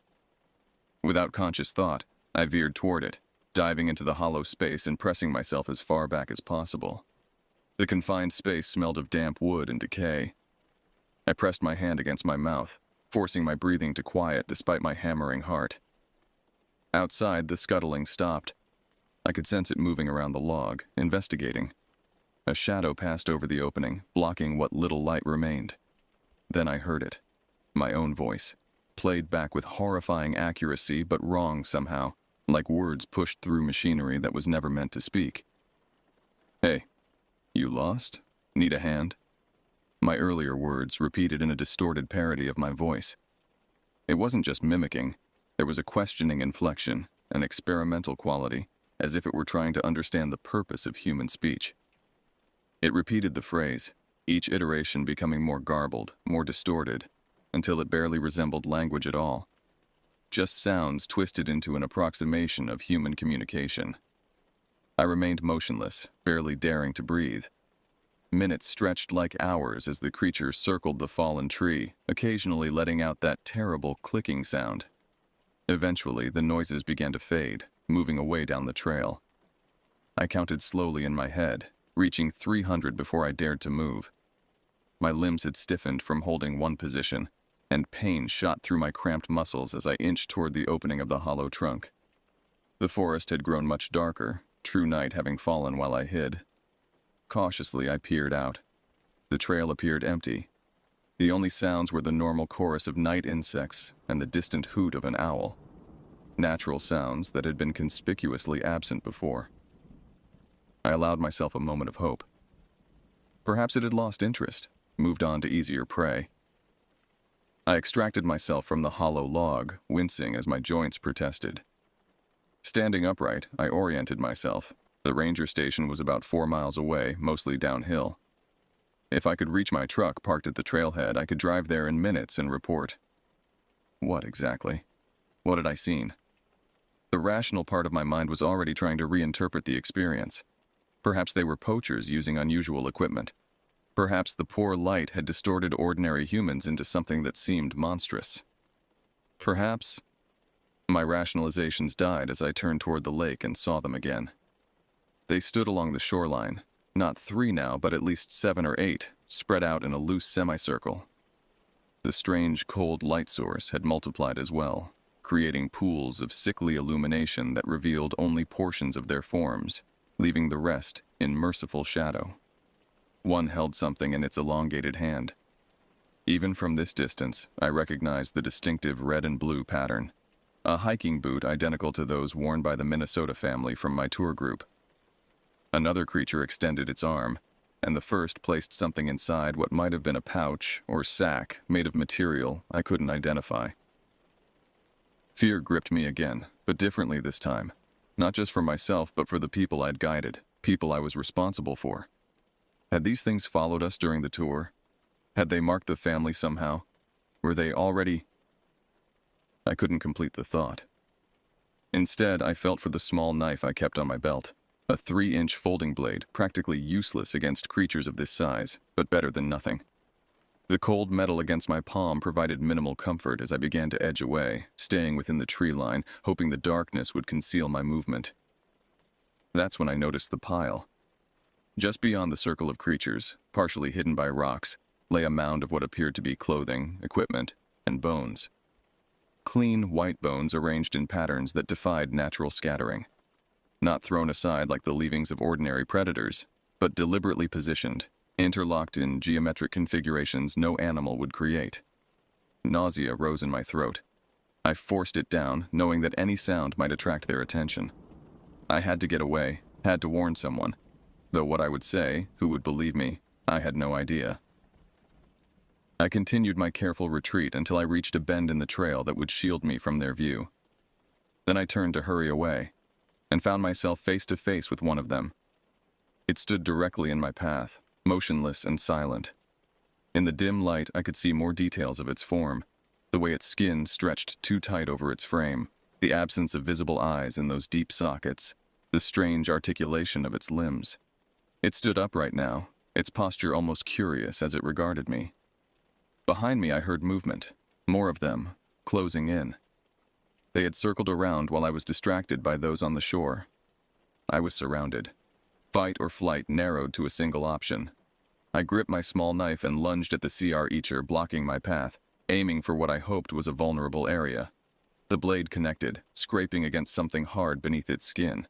Not a direct hit, but enough to make it jerk backward with a high-pitched keening sound that bore no resemblance to any pain response I'd heard before. In that moment of confusion, I bolted past it, veering off the established trail and down the steep slope toward the lake. Branches tore at my clothing and skin as I half ran, half slid down the incline. Behind me, that terrible clicking grew louder, more rapid, like angry communication. I hit the shoreline running and didn't hesitate. I plunged straight into the frigid water of Phelps Lake. The cold nearly stole my breath, but fear drove me forward. I swam with desperate strokes toward the opposite shore, expecting at any moment to feel bony fingers close around my ankle and drag me under. But nothing grabbed me. I reached the far side exhausted, my clothing heavy with water, my body shivering violently. Pulling myself onto the rocky shore, I looked back across the dark expanse of the lake. They stood on the opposite bank, their strange silhouettes unmistakable even at this distance. They made no move to follow, but their stillness was somehow more terrifying than pursuit. They watched, patient and alien, as I dragged myself further from the water's edge. I knew then that the lake hadn't saved me because they feared water. It had saved me because they didn't need to follow. They knew exactly where I was going. Dawn found me huddled in my truck at the ranger station, shivering despite the heater running full blast. I hadn't slept. Every time I closed my eyes, I saw those twisted forms, heard that bone-clicking sound. My clothes had dried stiffly against my skin, lake water and sweat creating an uncomfortable second skin. Senior Ranger Paul Dearborn found me there, his expression shifting from annoyance to concern when he saw my condition. "Tanaya, what happened to you?" He opened the truck door, letting in a blast of cold morning air. "You look like hell." I opened my mouth to explain, then stopped. What could I say? I saw monsters harvesting a deer by the lake. I found evidence that they've been taking people too. The words sounded insane, even in my head. There's something out there, Paul. By Phelps Lake. My voice sounded rough, unfamiliar. I don't know what I saw. Paul's weathered face creased with worry. Were you attacked? Bear? Mountain lion? I shook my head. Not an animal, at least not any animal I've ever seen. I hesitated, then pushed on. I think there might be people missing. Hikers. I saw evidence. That got his attention. Paul straightened, his expression shifting to professional concern.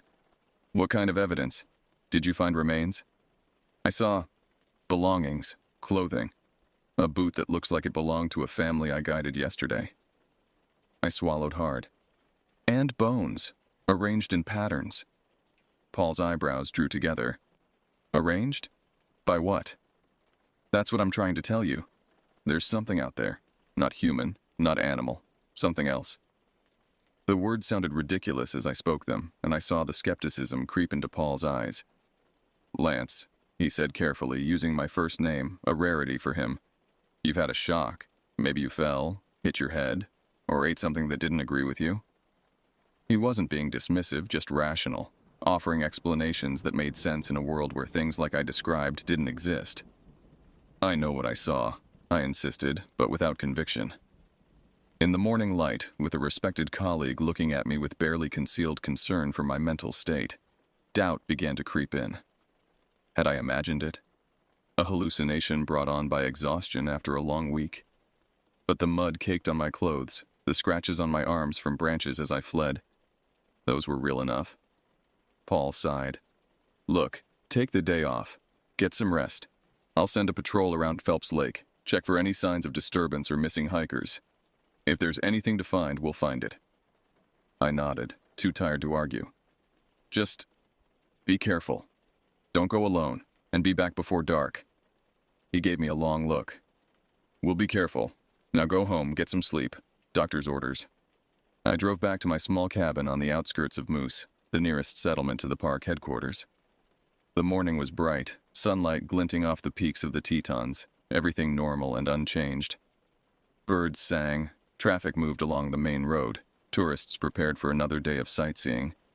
The events of the previous night seemed increasingly unreal. At home, I showered, watching dirt and pine needles swirl down the drain.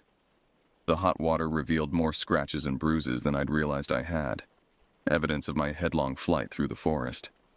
Those, at least, weren't imaginary. Clean and dressed in fresh clothes, I should have collapsed into bed. Instead, I found myself at my kitchen table with a notepad, trying to sketch what I'd seen. My artistic skills were limited, but I needed to capture the details before they faded. The strange proportions, the elongated limbs, the muzzle-like facial structure. The drawings looked childish, crude approximations that failed to convey the wrongness of the creatures. Still, the act of rendering them on paper made them more concrete, less like a nightmare and more like something that existed in the real world. Next, I pulled out maps of Grand Teton National Park, focusing on the area around Phelps Lake. I marked where I'd first seen the light, where I'd encountered the creatures, where I'd hidden in the hollow log, and the location of the bone pile. Laid out this way, the events formed a coherent narrative that was harder to dismiss as hallucination. I was interrupted by my phone ringing, Paul calling from the ranger station. We checked the area, he said without preamble. Found nothing unusual, no sign of disturbance, no evidence of poaching or injured wildlife. Certainly no bone piles. My heart sank. You went all the way around the eastern shore, near that big, lightning-struck pine. Covered the whole trail, Lance. Nothing. He paused. But we did check on that Minnesota family you mentioned. They're fine. Checked out this morning, headed for Yellowstone. All accounted for, boots and all. Relief washed over me, immediately followed by confusion. But I saw... Look. Paul's voice softened. I'm concerned about you. We've worked together for years, and you've always been solid. But stress affects everyone eventually. Maybe you should talk to someone. I'm not stressed, I protested automatically. And I wasn't hallucinating. I didn't say you were. His tone remained carefully neutral. Just consider taking a few days off. Russ agrees. He says he can cover your tours through the weekend. So they'd been discussing me. Wonderful. Fine, I said, too tired to argue. I'll take the weekend. But Paul, be careful out there, especially after dark. He promised they would, though I could tell he was humoring me. We hung up, and I sat staring at my maps and crude drawings, doubt gnawing at my certainty. The Minnesota family was safe. No evidence had been found. The rational explanation was that I'd experienced some kind of temporary breakdown, stress, exhaustion, maybe even a mild case of altitude sickness that had caused hallucinations. Yet I couldn't dismiss what I'd seen. The memory was too vivid, too detailed to be entirely fabricated. And there were my injuries, consistent with a frantic flee through the forest, not a leisurely trail inspection. I spent the day researching, pulling out books on local wildlife, folklore, even cryptozoology, though I'd always dismissed that as pseudoscience. I searched for anything that might resemble what I'd seen, any historical accounts of strange creatures in the region. The Shoshone and other indigenous peoples had stories of spirits and beings that inhabited the mountains, but none matched what I'd encountered. I found legends of skinwalkers from Navajo traditions, Wendigo from Algonquian beliefs, but these were geographically distant and still didn't align with my experience. By evening, my eyes burned from reading, and my mind churned with possibilities, none satisfying. I fixed a simple dinner, barely tasting it as I continued to wrestle with what I'd seen and what it might mean. As night fell, I found myself growing increasingly anxious. I checked the locks on my doors and windows, drew the curtains, kept lights on in every room. Sleep, when it finally came, was fitful and plagued by dreams of clicking sounds and elongated limbs reaching for me from shadows.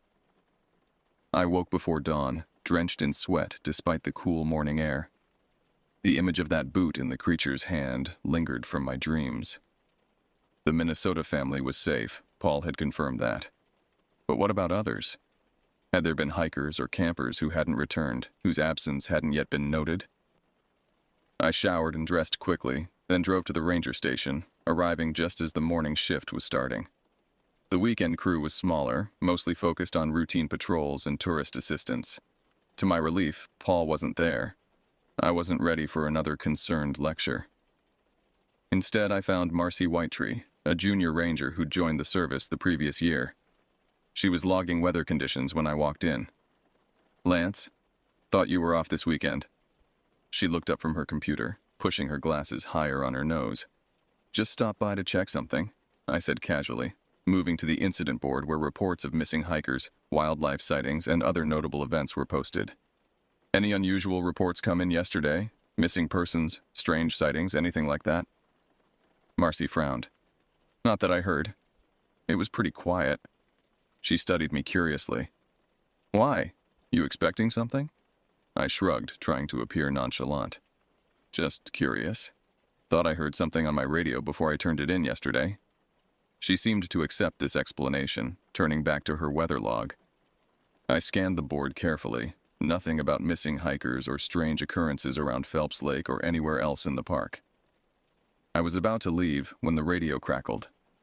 A ranger on morning patrol was reporting finding abandoned camping equipment near String Lake, about 3 miles from where I'd had my encounter. Marcy responded, getting details. A tent left set up, personal belongings inside, no sign of the campers. "Probably just moved on without properly breaking camp," Marcy commented after signing off. "Happens sometimes with inexperienced campers. We'll tag and bag the equipment, hold it for 60 days. "What campsite was that?" I asked, trying to keep my voice steady. "C7, up by String Lake," she replied. "Why?" "Just curious," I said again, but my mind was racing. String Lake connected to Phelps Lake via a small stream. The sites were close enough that someone, or something, could move between them easily, especially at night. "I'm heading that way anyway," I said impulsively. "I could check it out, save you sending someone special." Marcy looked uncertain. "Paul said you were taking personal time. Something about being under the weather?" "I'm fine," I insisted. "Just needed a night's rest, and I was heading up to Bradley Lake anyway. It's practically on my way." She still seemed doubtful, but the weekend staff was stretched thin, and she eventually agreed. "Just radio in what you find, and if it looks like anything other than abandoned equipment, like signs of wildlife disturbance or struggle, don't disturb the site. Call for backup." I promised I would, trying not to show my relief as I headed for my truck. This could be nothing. Campers abandoning equipment wasn't uncommon, especially when inclement weather struck suddenly. But it was also the first potential corroboration of my experience, a thread I needed to pull. As I drove toward String Lake, I couldn't shake the feeling that I was being pulled back toward something I should be fleeing. Yet I had to know if what I'd seen was real. And if it was, I had to find evidence that would convince others before more people disappeared. The morning was bright and clear, the mountains sharp against the blue sky. Nothing suggested danger or otherworldly threats. Yet my hand kept drifting to the knife on my belt, now supplemented with a larger hunting knife I'd retrieved from my cabin, as if primitive steel could protect me from what I'd encountered. I parked at the String Lake trailhead and hiked to campsite C7, a small cleared area set back from the lake shore, partially screened by trees. From a distance, everything looked normal. A blue two-person tent, a small fire pit with a cooking grate, camping equipment neatly arranged. Up close, details emerged that sent a chill through me. The tent was unzipped, its opening gaping like a mouth. Inside, sleeping bags lay unrolled, personal items scattered as if the occupants had stepped out momentarily, expecting to return. A paperback novel lay open, face down beside one sleeping bag. A pair of reading glasses sat atop a clothes bag. Most telling was the small camp stove on the picnic table, a pot of water still sitting on it, now cold. No camper would leave with water ready to boil. They'd been interrupted in the midst of a routine task, making coffee or preparing a meal. I circled the site carefully, looking for signs of struggle or animal disturbance. There were none of the usual indicators of bear activity. No claw marks, no scattered food, no distinctive prints. The ground was too hard and rocky for footprints, but I noticed something odd near where the tent backed up against the trees. Thin, parallel scratches in the dirt, like something had been dragged, or had dragged itself, away from the campsite. The marks led into the denser forest heading roughly southeast, toward Phelps Lake. I stood at the edge of the trees, staring at those faint marks. Common sense said to radio this in. Let professionals handle the investigation. But I knew what they would conclude. That the campers had abandoned their site for unknown reasons, or that a bear or mountain lion had scared them off. They wouldn't look for what I had seen. They wouldn't know what to look for. Taking a deep breath, I unclipped my radio from my belt and set it on the picnic table. Then I pulled out my knife and followed the scratches into the forest. The forest thickened as I moved away from the campsite, lodgepole pines giving way to denser spruce and fir. The scratches in the earth became harder to follow, appearing intermittently where the ground was soft enough to record passage. I moved slowly, stopping often to listen and scan my surroundings. The rational part of my mind screamed that this was foolhardy, venturing alone into the wilderness, following unclear signs toward what might be dangerous predators. But I couldn't shake the feeling that whatever had happened to these campers was connected to what I'd seen. And if I was right, traditional search and rescue protocols wouldn't help them. About half a mile from the campsite, I lost the trail completely where it crossed a rocky outcropping. I stood atop the stones, turning slowly, looking for any sign of which direction to take. The forest spread out in all directions, identical and impenetrable. That's when I noticed the silence. No birds called, no insects buzzed. The natural background noise of the forest had simply stopped, just like it had at Phelps Lake. My skin prickled with goose flesh. I was close to something. I climbed down from the rocks on the southern side, the direction that would eventually lead to Phelps Lake, and continued more cautiously than before. The terrain sloped downward, becoming increasingly rugged. I had to climb over fallen trees and navigate around dense undergrowth. The forest floor was covered with pine needles that muffled my footsteps, but also obscured any trail I might have been following. After another 20 minutes of careful progress, I caught a glimpse of something bright through the trees ahead, an unnatural color against the greens and browns of the forest. I crouched low, moving from tree to tree for cover as I approached. In a small clearing lay a backpack, red nylon with black straps, unmistakably human-made. It lay unzipped, contents partially spilled onto the ground around it. A water bottle, energy bars, a map of the park, a small first aid kit. Personal items belonging to someone who had expected to return for them. I scanned the clearing carefully before approaching. The backpack looked undamaged, no tears or bite marks that might indicate animal predation. I crouched beside it, examining the contents more closely. A wallet contained ID for Michael Abernathy, age 34, from Boulder, Colorado. Photos showed him with a woman approximately the same age, presumably the other camper. I pocketed the wallet, intending to turn it over to the rangers later. It might provide vital information about who was missing. As I sorted through the remaining contents, looking for anything that might indicate what had happened, I noticed something strange. A fine, powdery substance dusted across some of the items. It was pale, almost white, with a texture like talcum powder. I touched it cautiously with one finger, then rubbed it between thumb and forefinger. It felt gritty, mineral rather than organic. Not pollen or fungal spores, more like crushed bone. The realization sent me scrambling backward, wiping my hand frantically against my pants. My mind flashed to the bone pile I'd glimpsed by Phelps Lake, the clean white remains arranged in unnatural patterns. I forced myself to calm down, to think rationally. This could be simple trail dust, or ash from a nearby campfire. It didn't have to be what my panicked mind immediately jumped to. But I couldn't dismiss the connection so easily. I zipped the backpack closed and slung it over my shoulder. If nothing else, it was evidence that someone had been here, had passed this way, and never returned for their belongings. The light was beginning to fade as afternoon crept toward evening. I knew I should turn back, report what I'd found, let a proper search team take over.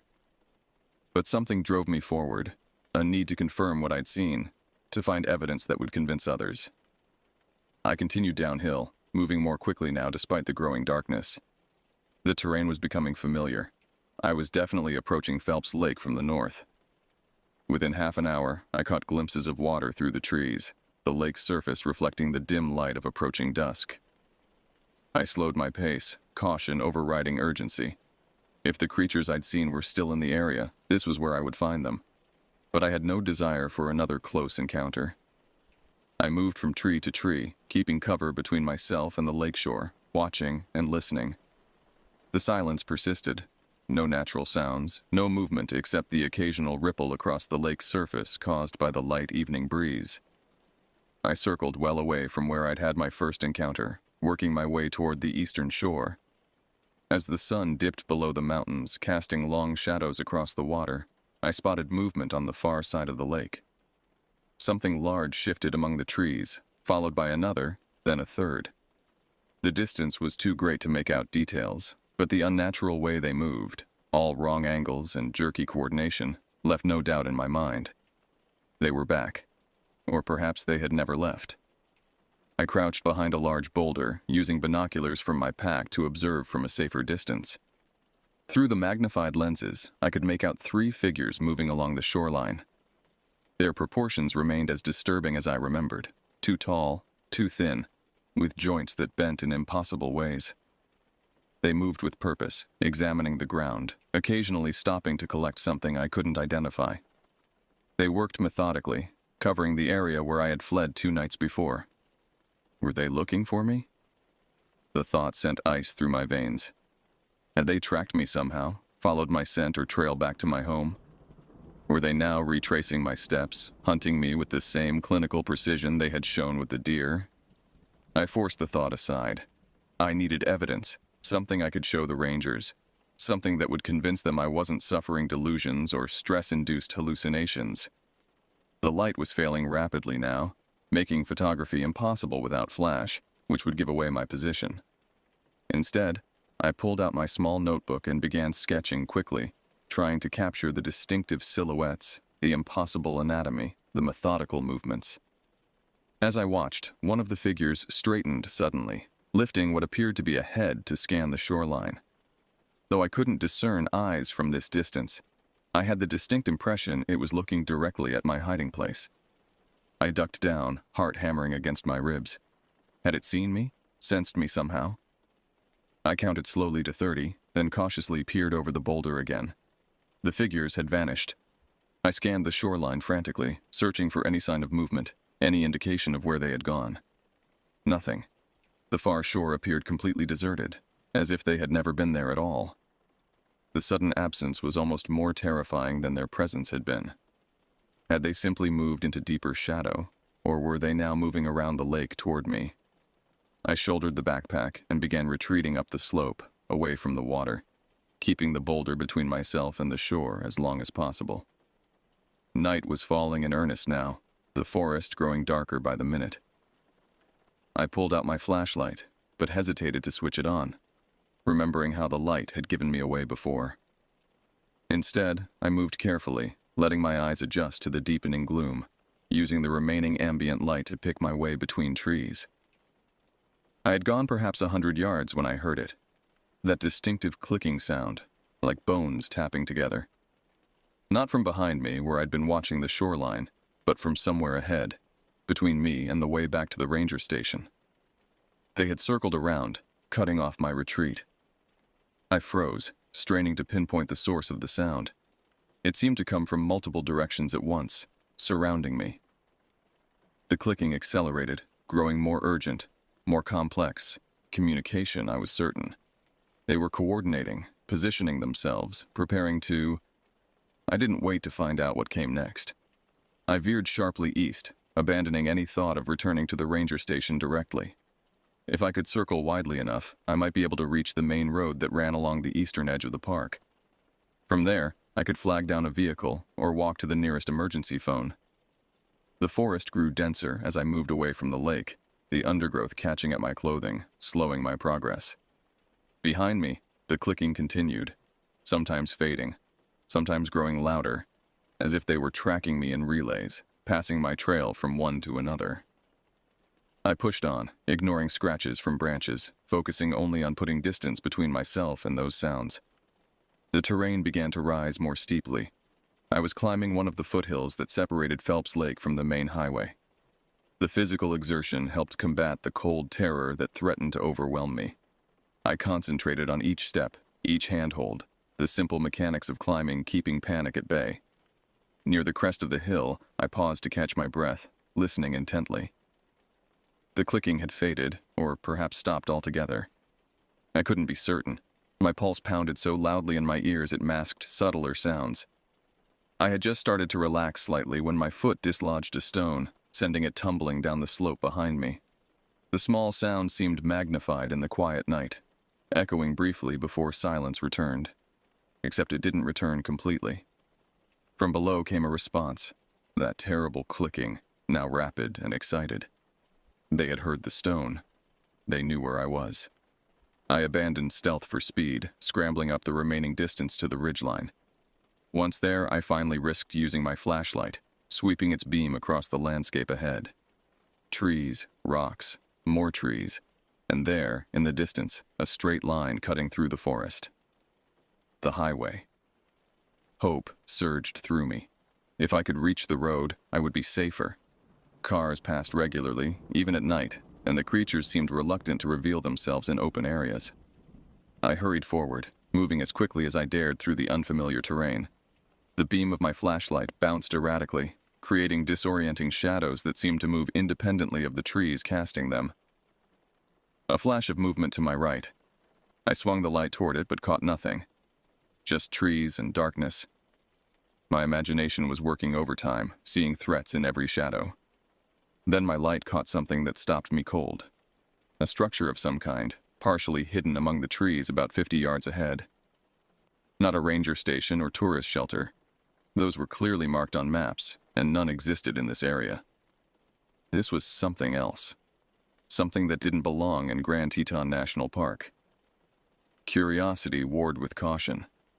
The highway lay beyond, safety just a short distance away.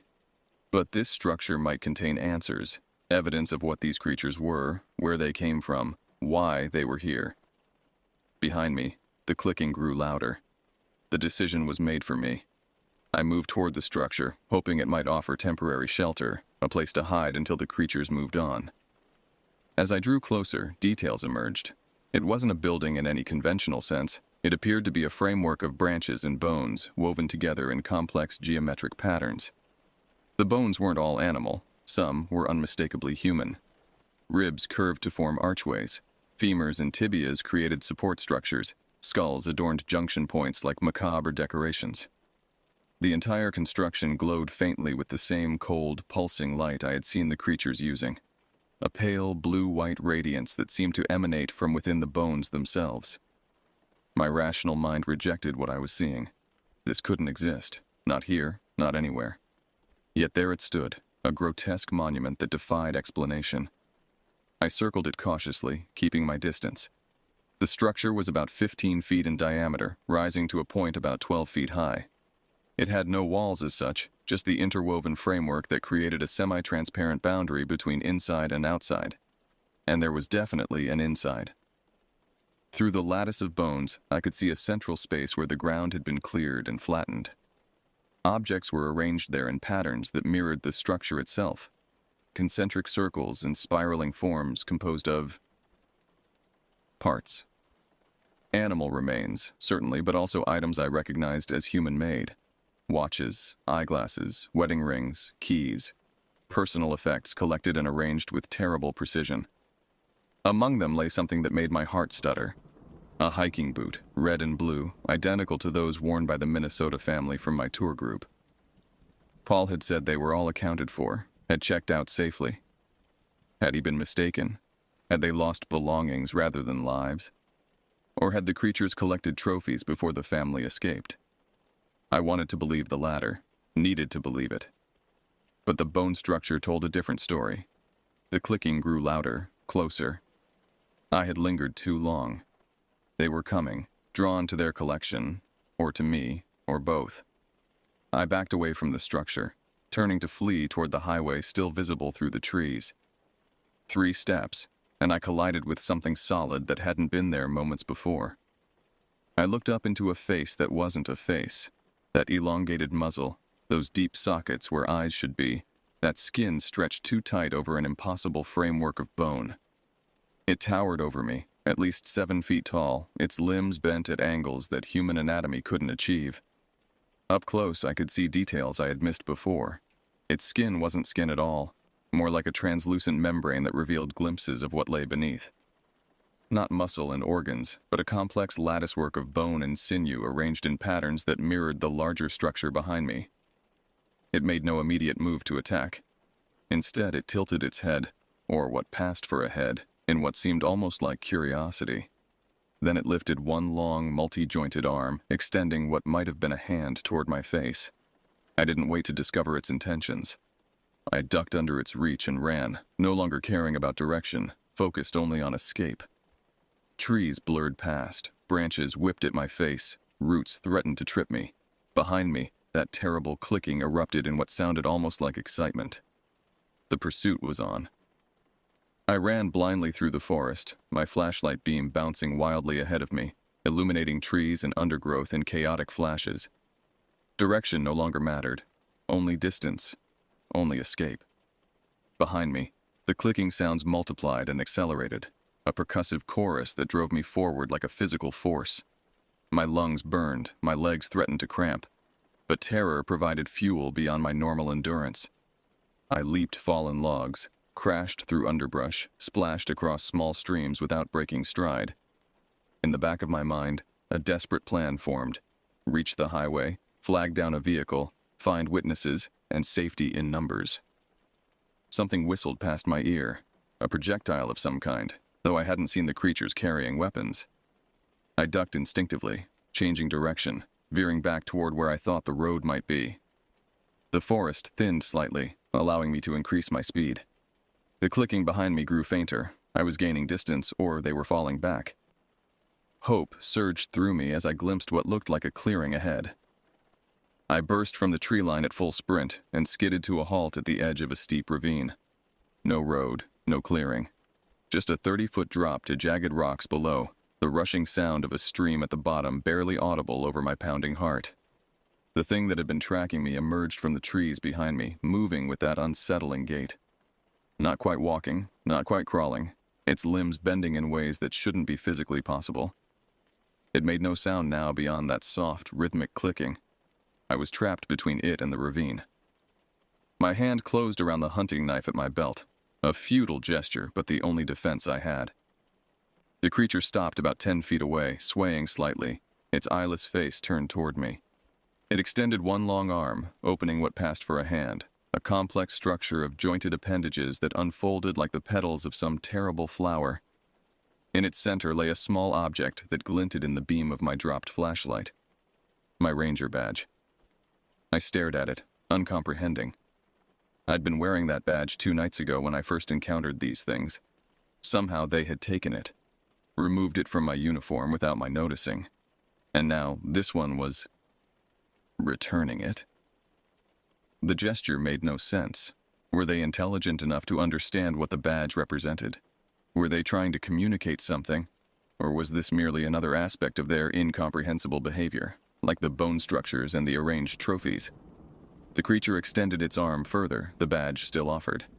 When I made no move to take it, it began that garbled mimicry again, my own voice twisted through impossible vocal structures. "Hey, you lost? Need a hand?" My words from 2 nights ago, repeated with eerie accuracy. But this time, something else followed.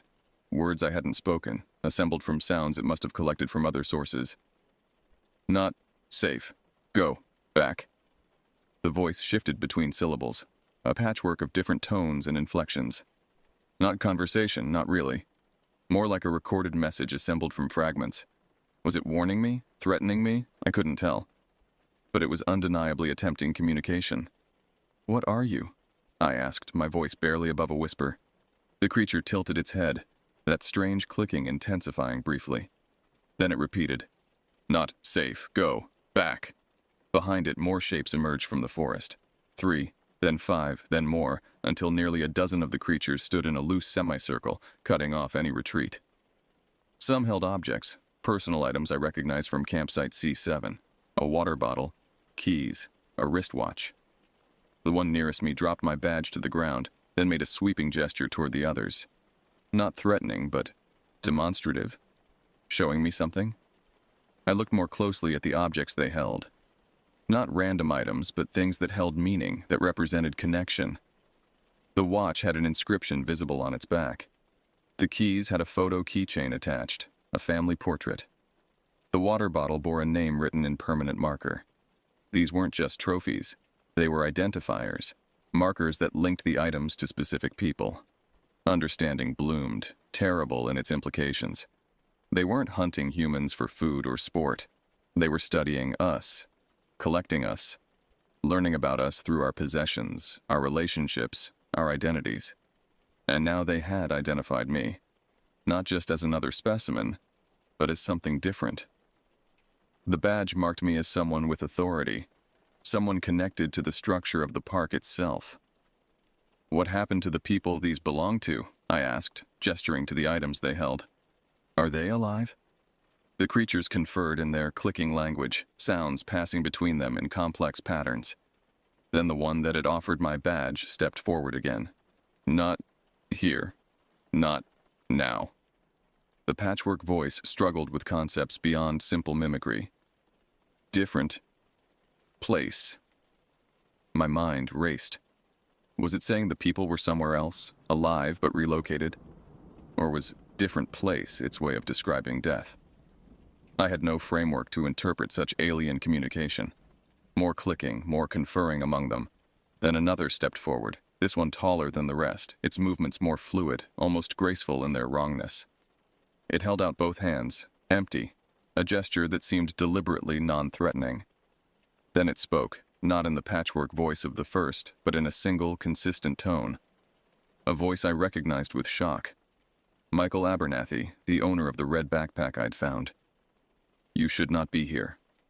The words were clear, precise, as if Michael himself were speaking. "This is not for you to understand." Cold fear washed through me. Had they killed him, somehow absorbed his voice? Or was this another form of mimicry, copied from some encounter before he disappeared? "Did you hurt him?" I demanded, anger momentarily overriding fear. "Did you hurt any of them?" The tall one tilted its head, considering. "Hurt is imprecise. Changed is better. Learned is better." It gestured to itself, then to the others. "We learn. We change. We become." The implications hit me like a physical blow. They weren't just studying humans. They were incorporating aspects of us, becoming something new, something that combined their alien nature with what they harvested from people they encountered. "What are you?" I asked again, needing to understand despite the horror growing within me. "Old," the tall one said simply. "Older than your kind, waiting long, learning now." It stepped closer, and I tensed, knife raised. It stopped, seeming to recognize my fear. "Not for hurting," it said, gesturing to itself and the others. "For knowing, for becoming, for preparing." "Preparing for what?" I asked, though I wasn't sure I wanted the answer. It made a gesture I couldn't interpret, something between a shrug and a bow. "For after, when your kind is gone, when our kind remains." The calm certainty in that stolen voice chilled me more than any threat could have. They weren't conquerors or invaders in the conventional sense.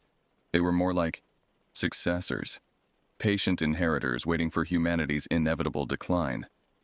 "You're killing people," I said, trying to keep my voice steady. "Taking them. Some," it acknowledged without apparent concern. "Few to learn, to become." It gestured to the badge on the ground. "You help others find safe paths. We recognize this purpose, similar to ours in ways." The comparison revolted me. "I'm nothing like you. I protect people." "Yes," it agreed, surprising me. "You protect, we prepare. Different purposes, not opposed." It took another step forward, and this time I retreated, feeling the edge of the ravine behind my heels. No further room to back away. "We will not take you," it said, the stolen voice somehow conveying something like reassurance. "Not needed. You have seen. You have understood, as much as your kind can. You will tell others, who will not believe. This is the pattern." With that, it turned and began moving back toward the forest, the others following in that strange, fluid motion that defied normal locomotion. They were simply leaving, dismissing me as irrelevant to whatever incomprehensible purpose drove them. Relief warred with indignation. I was being spared, but not out of mercy, out of indifference. I was neither threat nor necessary specimen, just an observer who would not be believed. "Wait," I called after them. "The people you took, the missing campers, what happened to them?" The tall one paused, turning its eyeless face back toward me. "Changed," it said simply. "Becoming. Parts of us now, as we are becoming parts of you." With that, they melted into the forest, their pale forms disappearing among the trees like mist. The clicking faded, replaced gradually by normal night sounds, insects, the rustle of wind through leaves, the distant call of an owl. Nature reclaiming the space they had vacated. I stood frozen for several minutes, knife still raised, expecting them to return. When they didn't, I slowly bent to retrieve my flashlight and the badge they had left behind. The metal felt cold against my palm, ordinary and reassuring, a tangible connection to the rational world I knew. Carefully, I edged away from the ravine, orienting myself by the stars visible through breaks in the forest canopy. North. I needed to go north to reach the highway. My legs trembled with exhaustion and fading adrenaline, but I forced myself to move, to put distance between myself and the place where they had been. I walked through the night, stopping only when necessary to check my direction or rest briefly. As dawn broke, I finally emerged onto the main park highway, empty at this early hour, but a welcome sight nonetheless. I followed it toward the east entrance, eventually being picked up by the first ranger patrol of the morning. The rangers were concerned, but not surprised to find me walking along the road. It wasn't the first time a park employee had become lost during off-hours exploration. I told them I had been checking reports of abandoned equipment at campsite C7 and had gotten turned around after dark. A partial truth that explained my presence without inviting questions I couldn't answer. Back at headquarters, I filed a report about the abandoned campsite and the backpack I'd found, turning over Michael Abernathy's ID. A missing persons report was initiated, search teams organized. I didn't mention the bone structure or the creatures. I couldn't bring myself to face the skepticism, the concerned looks, the gentle suggestions that I might need time off or counseling. Because the tall one had been right, no one would believe me. Not without evidence, and I had none beyond my own testimony. In the weeks that followed, Search teams found no trace of Michael Abernathy or his companion. Campsite C7 was documented as another mysterious abandonment, unusual but not unprecedented in national parks, where visitors occasionally left without properly checking out for various reasons. I requested a transfer to visitor services away from trail guiding. Russ approved it without question, assuming I wanted less physically demanding work. I didn't correct him. The truth was, I couldn't bring myself to walk those trails again, to venture near Phelps Lake or any of the more remote areas of the park. Not after dark. Not alone. Sometimes in the years since, I've been tempted to return. To seek out that bone structure, to document it properly, to gather the evidence I lacked. But something always stops me. Not just fear, but a deeper certainty that they would know. That they would be waiting. That next time, they might decide I was needed after all. So I tell this story instead, knowing it sounds like fiction, like the campfire tales I used to spin for tourists. Perhaps that's for the best. Perhaps warnings are most effective when disguised as entertainment. But if you find yourself in Grand Teton National Park near Phelps Lake as dusk approaches, and you notice the birds have gone silent, the insects have ceased their chorus, leave. Don't investigate strange lights in the distance. Don't call out to what might be a lost hiker, because they're still there, I'm certain, patient and ancient, studying and becoming, preparing for a future I can't comprehend and don't want to witness. And if you hear clicking in the darkness, like bones tapping together in complex rhythm, run. Run and don't look back, because they're learning, always learning, and they might decide they need you after all.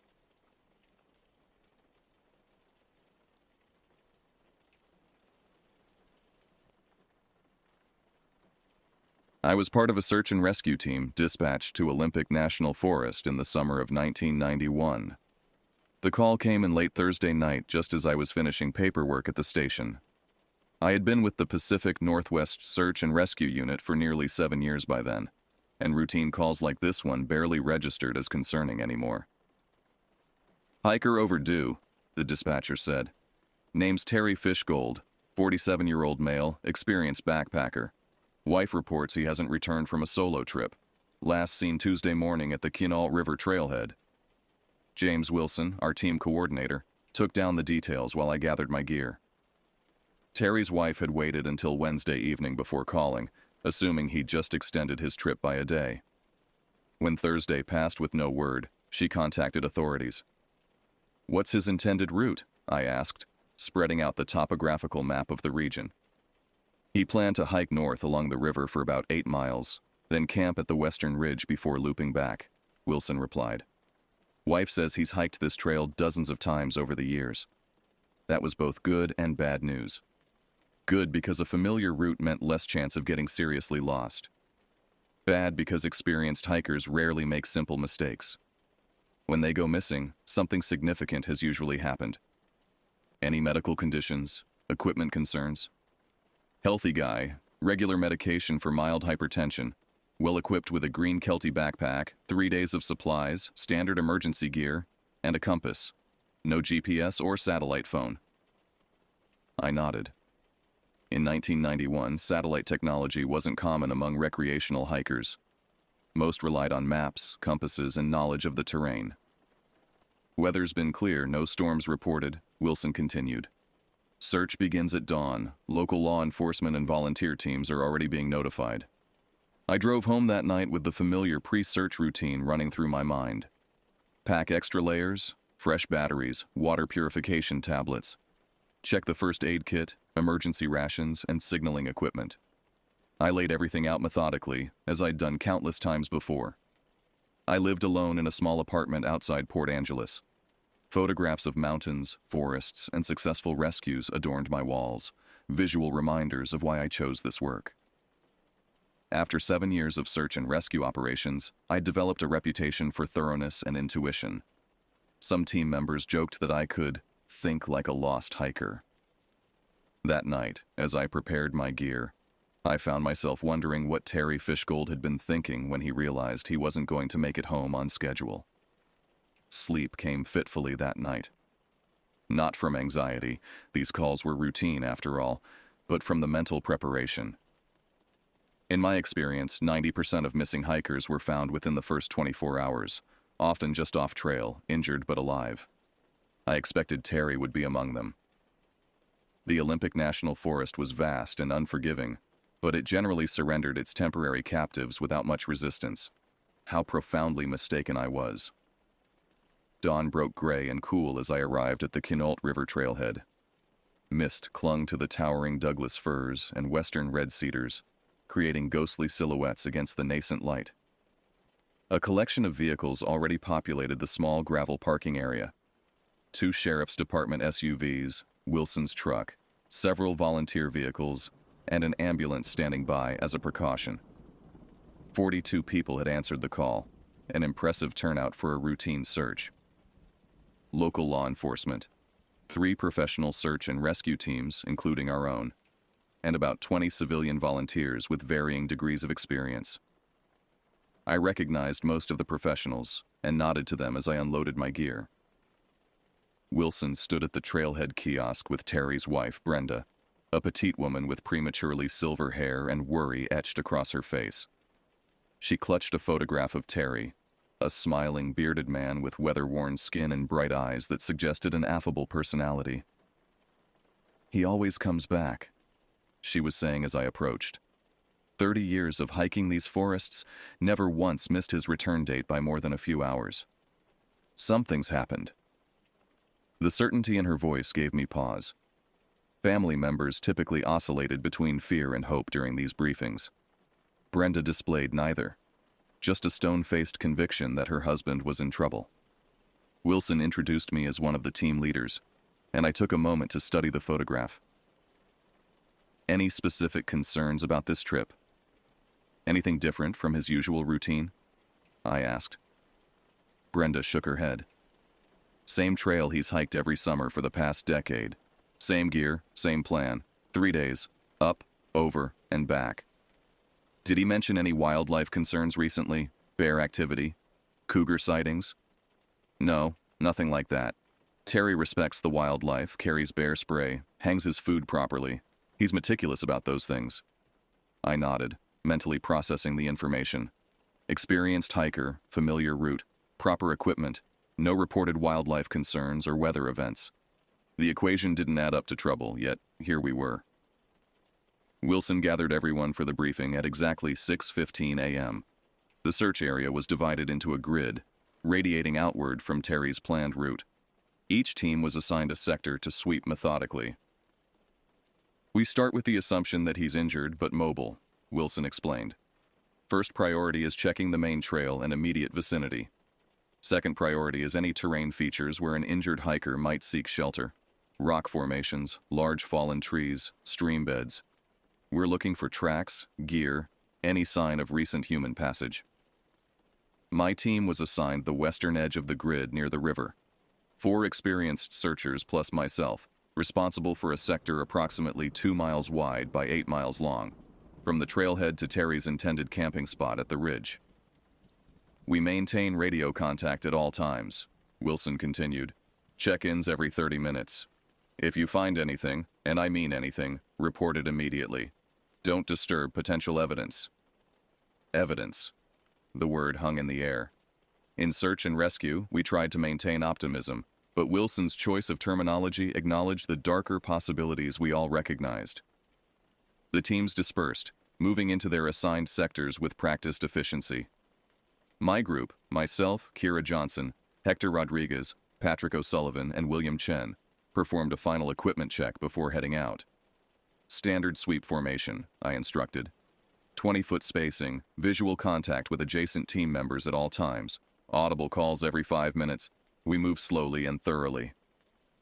The forest enveloped us as we left the trailhead behind. Within minutes, the sounds of the assembly area faded, replaced by the subtle ambient noise of the Olympic wilderness. Wind through needles, distant bird calls, the persistent murmur of the Quinault River to our west. In those first moments, the forest seemed entirely ordinary. I had no inkling of the horror that waited deeper within. The initial hours of the search proceeded methodically. We moved through our sector with practiced efficiency, calling Terry's name at regular intervals and scanning the forest floor for any disturbance. The weather cooperated. Clear skies, mild temperature, light breeze. Ideal conditions for both searchers and, theoretically, for survival. Terrain's pretty forgiving through here, Patrick observed around mid-morning. If he injured himself, plenty of water sources nearby, good natural shelter options. I nodded in agreement. This section of the Olympic National Forest was relatively hospitable as wilderness went. Dense tree cover provided protection from elements, the river offered water, and the undergrowth was navigable. A competent outdoorsman like Terry would have good odds for survival even with a significant injury. We continued north, maintaining our careful sweep pattern. Occasional radio check-ins from other teams revealed nothing unusual. Standard procedure, standard results. By 11:30 a.m., we had covered approximately 3 miles of our sector without finding a single indication of Terry's passage.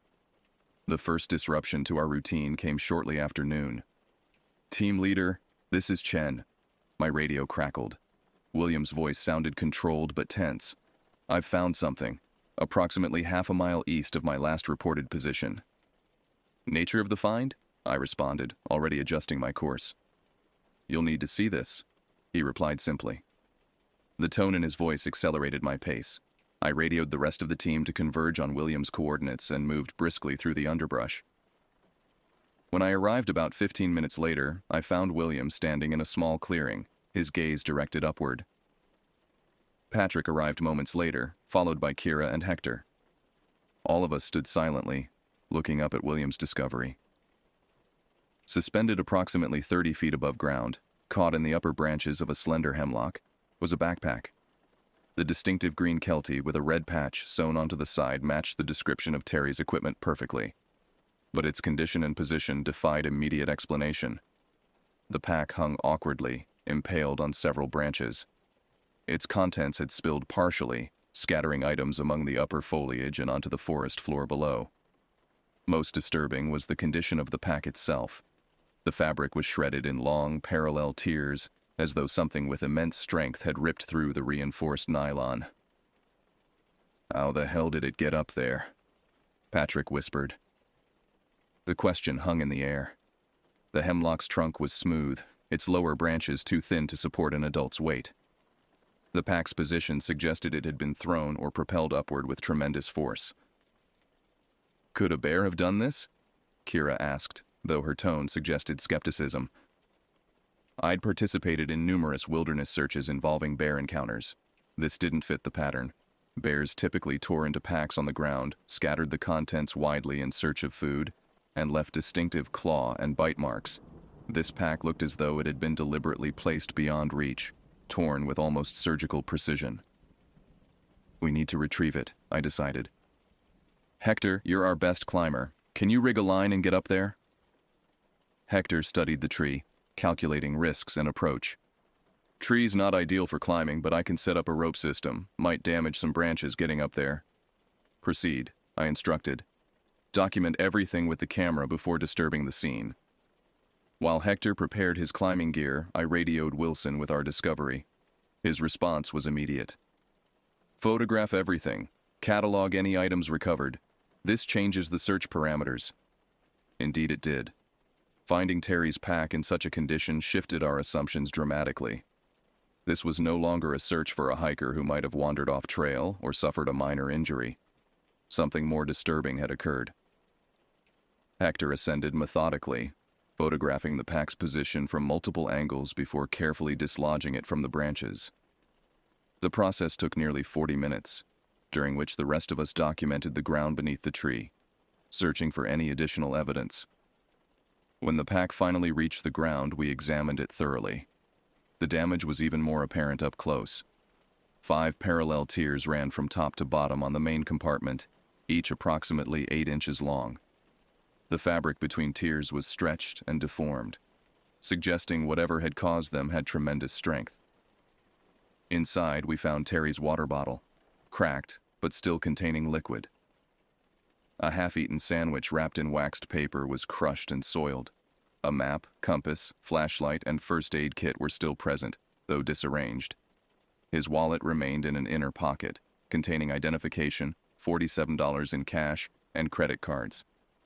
No blood, Patrick noted, carefully examining the pack's interior. If something attacked him while he was wearing this, we'd expect blood traces. He was right. Despite the violent damage to the pack, there were no biological indicators, no blood, tissue, or hair from either Terry or a potential animal attacker. So he wasn't wearing it when, whatever this was, happened, Kira concluded. Maybe he set it down? And then it got thrown 30 feet into a tree? Hector questioned, disbelief evident in his voice. I photographed each item as we removed it from the pack, creating a detailed inventory. Nothing seemed missing except for Terry himself. Let's expand our search perimeter around this area, I instructed. Whatever happened here, it represents our first solid lead. As the team spread out in a wider search pattern, I found myself studying the forest with new attention. The trees suddenly seemed more imposing, the shadows between them deeper. For the first time since we'd entered the woods that morning, I felt a distinct sense of unease, as though the forest had transformed from a neutral environment into something actively hostile. I dismissed the thought as unprofessional. Evidence and facts were our tools, not emotional reactions or imagined threats. Yet as I rejoined the search, scanning the ground for further signs, I couldn't shake the feeling that we were being observed. The discovery of the backpack altered the rhythm of our search. We moved more cautiously now, our calls for Terry less frequent, our attention divided between searching for signs of the missing hiker and maintaining awareness of our surroundings. The easy professional confidence of the morning had given way to a tense vigilance. 2 hours after recovering the pack, the silence of the forest was broken by Kira's voice on the radio. Team leader, I found a boot, western quadrant of our expanded perimeter. I acknowledged her transmission and converged on her position with Patrick, while Hector and William continued searching the eastern section. When we reached Kira, she stood beside a small clearing, pointing to a brown leather hiking boot standing upright in the center. The boot, a Danner model matching the description provided by Terry's wife, stood as though its owner had simply stepped out of it. Laces tied, no visible damage, no disturbance to the surrounding soil. It was positioned with an unnatural precision that immediately struck me as deliberate. No prints leading to or from it, Kira observed. No scuff marks, no drag signs. I approached cautiously, photographing the boot from multiple angles before examining it more closely. The interior was clean, dry, and empty. No blood, no tissue, nothing to indicate a violent removal from its wearer's foot. Mark the location, I instructed. Bag the boot after you've documented everything. Patrick was scanning the surrounding area methodically. Should find the other one nearby if this follows normal pattern. But nothing about this search was following normal patterns. The radio crackled to life, this time with a transmission from another search team operating nearly 2 miles east of our position. Base, this is Team Echo. We've found a boot with remains. The hesitation in the voice conveyed volumes. I exchanged glances with Kira and Patrick before responding. Team Echo, this is Alpha Team Leader. Please clarify remains. A moment of silence, then.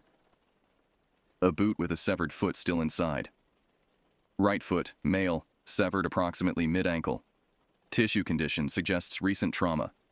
No other remains located in immediate vicinity. The information hit like a physical blow. One boot standing empty in an undisturbed clearing. Another boot 2 miles away containing its owner's severed foot. The implications were both obvious and incomprehensible. Wilson's voice came over the radio. All teams acknowledge new information. This is now a potential crime scene. State police have been notified and are en route. Continue search operations, but exercise extreme caution. No one searches alone. Hourly check-ins mandatory. I instructed Kira to secure the empty boot as evidence, then gathered my team for a brief conference. We're dealing with something unprecedented, I stated flatly. The distribution of evidence suggests either multiple perpetrators or a single perpetrator covering significant ground. Either way, we proceed with maximum caution. You think someone did this? Hector asked, skepticism evident in his voice. Not an animal attack or accident. An accident doesn't place an empty boot in one clearing and a severed foot 2 miles away, I replied. As for animal attacks, I've worked dozens. They don't leave manufactured items neatly arranged. They drag, scatter, consume. So we're looking for what? A murderer? Patrick's voice was low. We're looking for Terry Fishgold, I corrected. Same as before, but with awareness that the circumstances of his disappearance involve deliberate human action. We resumed our search with heightened vigilance, maintaining closer proximity to each other than standard procedure dictated. The forest, which hours earlier had seemed merely indifferent to our presence, now felt actively threatening. Every shadow might conceal a predator, not the four-legged kind we were trained to handle, but something far more dangerous. The next discovery came shortly after 3 p.m., when William called out from 20 yards to my right. "Blood sign," he reported tersely. I moved to his position and observed what he'd found, a small smear of what appeared to be blood on the trunk of a western hemlock, approximately 5 feet above ground level. The stain was roughly the size of a quarter, dark red but not fully dried. Recent, I noted.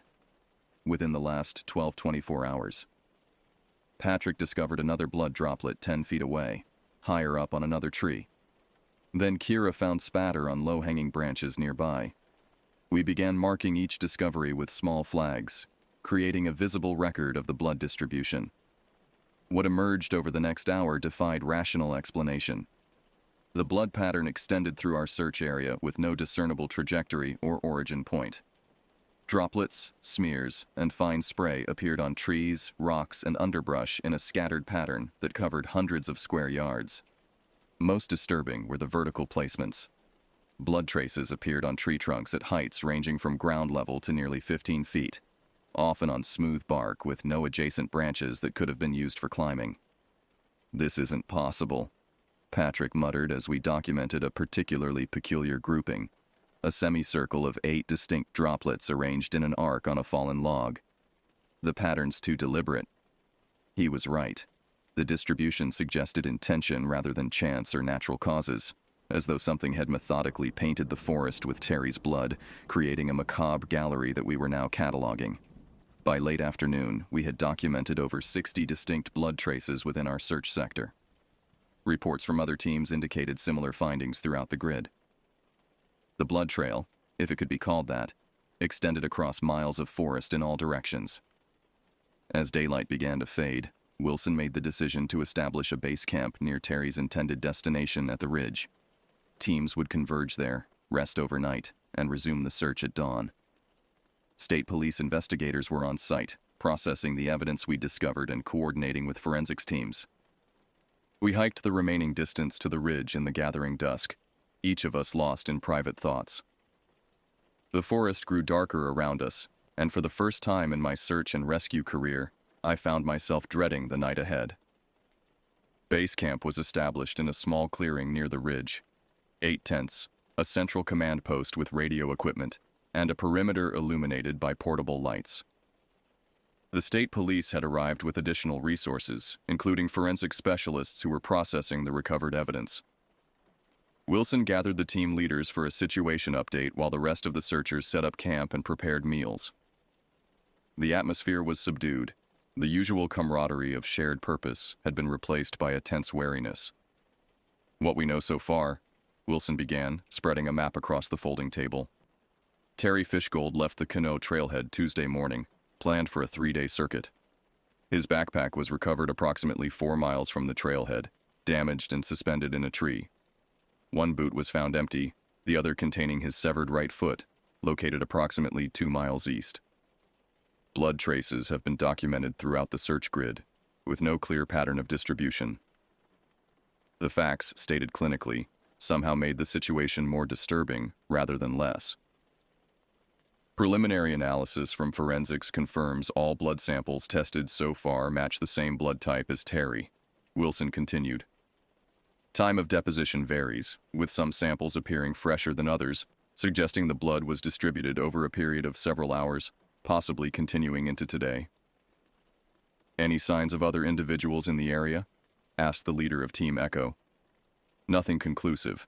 No camps, no vehicle tracks at alternate access points, no reported sightings of strangers from other hikers or local residents. What about the foot? I asked. Any details on how it was separated? Wilson glanced at the state police detective who had joined our briefing. The detective, a weathered man in his 50s named Osgood, cleared his throat before responding. Initial examination suggests the foot was not cleanly severed by a blade or other cutting implement, he stated. The pattern is more consistent with forceful tearing or wrenching. Bone shows irregular fracturing rather than a clean cut. The implication settled over us like a physical weight. Whatever had removed Terry's foot had done so with brute force rather than sharp precision. We're treating this as a homicide investigation, Osgood continued. Though the evidence presents unusual characteristics, we've requested additional resources, including cadaver dogs and specialized forensic teams. They'll arrive tomorrow morning. The briefing concluded with assignments for overnight security watches and plans for resuming the search at dawn. I was scheduled for the midnight to 2:00 a.m. watch, giving me a few hours to eat and rest beforehand. I found myself unable to eat much, despite the physical demands of the day. The images we documented, the torn backpack, the solitary boot, the impossible blood patterns, had destroyed my appetite. I forced down some trail mix and water, then retreated to my tent to review my sector notes and rest. Sleep proved elusive. The forest outside our illuminated perimeter seemed to press against the boundaries of light like an animate force. I lay in my sleeping bag, listening to the sounds of the camp gradually quieting as others settled in for the night. Just before midnight, Patrick roused me for my watch shift. He looked haggard, his usual easy demeanor replaced by tense vigilance. All quiet, he reported. Too quiet, honestly. Haven't heard a single animal all night. I nodded, understanding his unspoken concern. Olympic National Forest typically hummed with nocturnal activity, owls, small mammals, insects, the occasional larger predator. The absence of these sounds was as unsettling as any presence might have been. I took up my position at the northern edge of the camp perimeter, facing outward toward the dark wall of trees beyond our lights. The night was clear, stars visible in patches between the towering conifers. A waning moon provided minimal illumination, casting faint, shifting shadows as it moved between branches. The first hour of my watch passed in uneventful tension. I maintained a systematic scanning pattern, sweeping my flashlight across the forest boundary at regular intervals. Nothing moved within the beam's reach. Nothing called from the darkness beyond. At approximately 1:15 a.m., I heard it. A sharp, deliberate crack of breaking wood, perhaps 100 yards north of my position. Not the natural sound of a branch falling under its own weight, but the distinct snap of something being broken with intention. I raised my flashlight, directing the beam toward the sound's origin. The light penetrated perhaps 30 yards before dissipating into the forest's darkness. I saw nothing move, no reflection of eyes, no disturbance of foliage. Protocol dictated that I alert the camp supervisor and request backup before investigating any unusual occurrence. I reached for my radio, then hesitated. The sound, while distinct, offered insufficient cause for waking others after an exhausting day. I decided to maintain vigilance and report the incident at the shift change. 10 minutes later, another crack sounded, closer this time, perhaps 70 yards out. Again, I swept the area with my flashlight. Again, nothing visible responded to the light's intrusion. I thumbed the radio's transmit button. Base, this is Perimeter North. Possible movement in the tree line, 70 yards out. Request backup for investigation. The camp supervisor acknowledged immediately and dispatched one of the state police officers to my position. Within 2 minutes, Officer Brennan joined me, his hand resting on his holstered sidearm. "What did you hear exactly?" he asked, his voice professionally measured. "Deliberate breaking of wood. 2 instances approximately 10 minutes apart, moving closer between occurrences." Brennan nodded, unholstering his flashlight rather than his weapon. "Let's sweep the perimeter. You take left, I'll take right. 10-yard spacing." We began a methodical examination of the forest edge beyond our light perimeter. The beams of our flashlights carved twin paths through the darkness, illuminating tree trunks, underbrush, fallen logs, all motionless, all ordinary. We had covered perhaps 40 yards of perimeter when Brennan suddenly froze, his light fixed on a point about 15 feet ahead. "What the hell is that?" he whispered. I directed my beam to converge with his.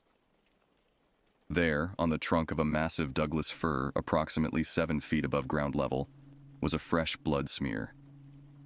Unlike the smaller traces we documented earlier, this was a broad swath, as though someone had pressed a blood-soaked cloth against the bark and dragged it downward. That wasn't there during the day search, I stated with certainty. My team had thoroughly covered this quadrant before making camp. "Fresh," Brennan agreed, approaching cautiously. He directed his light upward, tracing the trunk's circumference. No climbing holds, no adjacent branches low enough to reach. I scanned the ground beneath the tree. The forest floor was covered with its natural layer of needles, moss, and decaying vegetation, but showed no footprints or disturbance of any kind. Nothing could reach that height without leaving ground sign, I noted, my professional analysis contradicting the evidence before my eyes. Brennan keyed his radio. "Command, this is Brennan. We've got fresh blood sign outside the north perimeter, requesting evidence team." Within minutes, the camp had mobilized. Lights were brought to the site, photographs taken, samples collected. The blood smear measured nearly 2 feet in length and appeared to have been deposited within the past hour, still tacky to the touch when forensics tested it. Most disturbing was the confirmation that came shortly before dawn. Preliminary field testing indicated the blood matched Terry's type. "So while we've been searching for him," Patrick whispered as we stood watching the evidence collection, "something has been continuing to spread his blood around the forest, including right outside our camp." The unspoken question hung between us. What kind of predator returns to the site of its kill, deliberately marking the territory around those searching for its victim? As dawn approached and the forest lightened incrementally from black to deep gray, I found myself studying the trees with new understanding. We weren't conducting a search anymore. We were being watched, evaluated, perhaps even stalked by something that operated according to rules I couldn't comprehend. For the first time in my search and rescue career, I feared we might need rescuing ourselves. Dawn of the third day brought reinforcements, additional state police, FBI agents specializing in wilderness crimes, and 3 teams with cadaver dogs. The expanded operation transformed our modest base camp into a hive of activity. Satellite communications equipment was established, allowing direct contact with regional headquarters and access to various databases and resources. I briefed the FBI team on our discoveries, providing detailed maps of the evidence distribution and my assessment of the anomalies we'd encountered. Special Agent Catherine Bennett, the lead investigator, listened intently without interruption. "In your professional opinion," she asked when I'd finished, "what are we dealing with here?" The question demanded a level of speculation I typically avoided. "The evidence suggests human agency," I replied carefully. "The deliberate placement of items, the consistent blood distribution patterns, the timing of discoveries, all indicate purpose rather than accident or animal predation." "Yet you note several elements that seem physically impossible," she observed. "Blood deposits at unreachable heights, no footprints despite soft forest floor, evidence appearing in previously searched areas." "I can only report what we've found," I stated. "The interpretations are beyond my expertise." Bennett nodded, neither accepting nor rejecting my professional evasion. "We'll integrate your teams with ours for today's operation. Full grid search, expanded radius, with cadaver dogs taking priority in sectors where blood evidence was most concentrated." The search resumed with methodical intensity. My team was paired with an FBI tactical unit and one of the cadaver dog handlers, assigned to the northwestern quadrant where we'd found the backpack on the previous day. The forest felt different in daylight, less immediately threatening, but somehow more fundamentally wrong. Birds called occasionally from the canopy, and small creatures rustled in the underbrush, but these normal sounds seemed performative rather than natural, as though the forest were attempting to present a facade of normalcy. The cadaver dog, a Belgian Malinois named Rex, worked with focused determination, his handler interpreting the animal's responses to various scents. 3 hours into the search, Rex alerted strongly near a cluster of fallen logs. "He's got human remains," the handler confirmed. "Recent." The tactical team secured the perimeter while evidence technicians carefully examined the site. Beneath one of the logs, partially concealed by moss and forest debris, they discovered a human hand, severed at the wrist, with no signs of animal scavenging or natural decomposition. Like the foot discovered the previous day, the hand appeared to have been torn rather than cut from its owner. Forensics would later confirm it was Terry's left hand. The discovery established a pattern that grew increasingly disturbing as the day progressed. Teams across the search grid reported similar findings. Terry's remains were being discovered in pieces, distributed throughout miles of forest. A segment of forearm, part of a shoulder blade, 3 vertebrae arranged in a deliberate row on a flat rock. Each discovery shared key characteristics. The remains showed signs of forceful separation rather than cutting. They were deliberately placed rather than scattered randomly. They showed minimal animal interference despite exposure, and most were found in locations that had been thoroughly searched on previous days. By mid-afternoon, the search had yielded 17 distinct portions of Terry's remains, none larger than the forearm segment. Forensics estimated that the recovered portions represented less than 30% of his total body mass. The cadaver dogs exhibited increasingly erratic behavior as the day progressed. They would alert strongly in one area, only to lose the scent entirely a few feet away. Some became agitated, whining and circling rather than maintaining their trained search patterns. 2 handlers eventually withdrew their animals, reporting they had become too distressed to work effectively. "The scent isn't behaving normally," one handler explained to Bennett. "It's everywhere and nowhere at once. Dogs can't establish a gradient to follow." This assessment matched our experience with the blood evidence, distributed so widely and irregularly that no coherent pattern emerged. It was as though Terry's remains had been deliberately scattered to maximize the area they covered while minimizing the possibility of complete recovery. As the day's search concluded and teams returned to the expanded base camp, a strained silence fell over the operation. The professional detachment that typically characterized such investigations had eroded in the face of evidence that defied explanation. Over dinner, which few had appetite for, William articulated what many were thinking. "It's like whatever did this wants us to find pieces, but not enough to understand what happened." The observation was unsettlingly accurate. The evidence revealed just enough to confirm Terry's death, without providing any coherent explanation for its circumstances. Bennett called a strategy meeting for all team leaders at 8 p.m. The command tent was crowded with law enforcement, search and rescue professionals, and various specialists who had been consulted remotely. "We need to address the reality of our situation," Bennett began without preamble. "We have confirmed the death of Terry Fishgold through recovered remains. What we haven't established is the nature of the threat that killed him or whether that threat remains active in the search area." No one spoke. The implication that whatever had killed Terry might pose a danger to the search teams had been privately considered by many but not openly acknowledged until now. "Forensic analysis has yielded conflicting indicators," Bennett continued.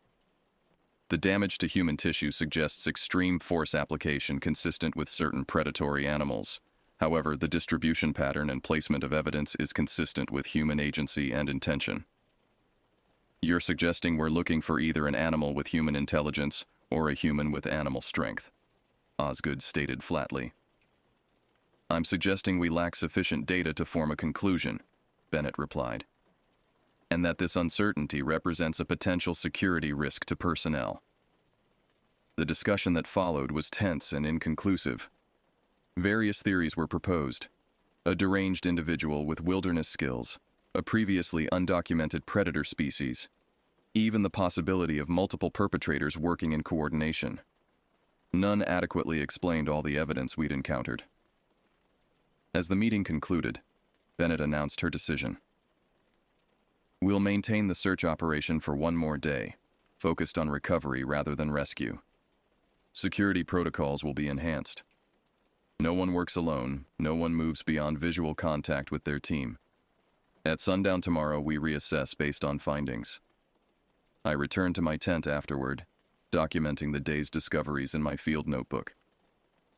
The technical language of search and rescue, coordinates, evidence classifications, environmental conditions, provided an illusion of order that the reality of our situation increasingly lacked. Outside, the forest darkness pressed against our illuminated perimeter. I found myself avoiding looking directly into that darkness, as though something might be looking back. The fourth day of the search began under leaden skies. A weather system had moved in overnight, bringing low clouds and intermittent drizzle that further dampened an already somber mood.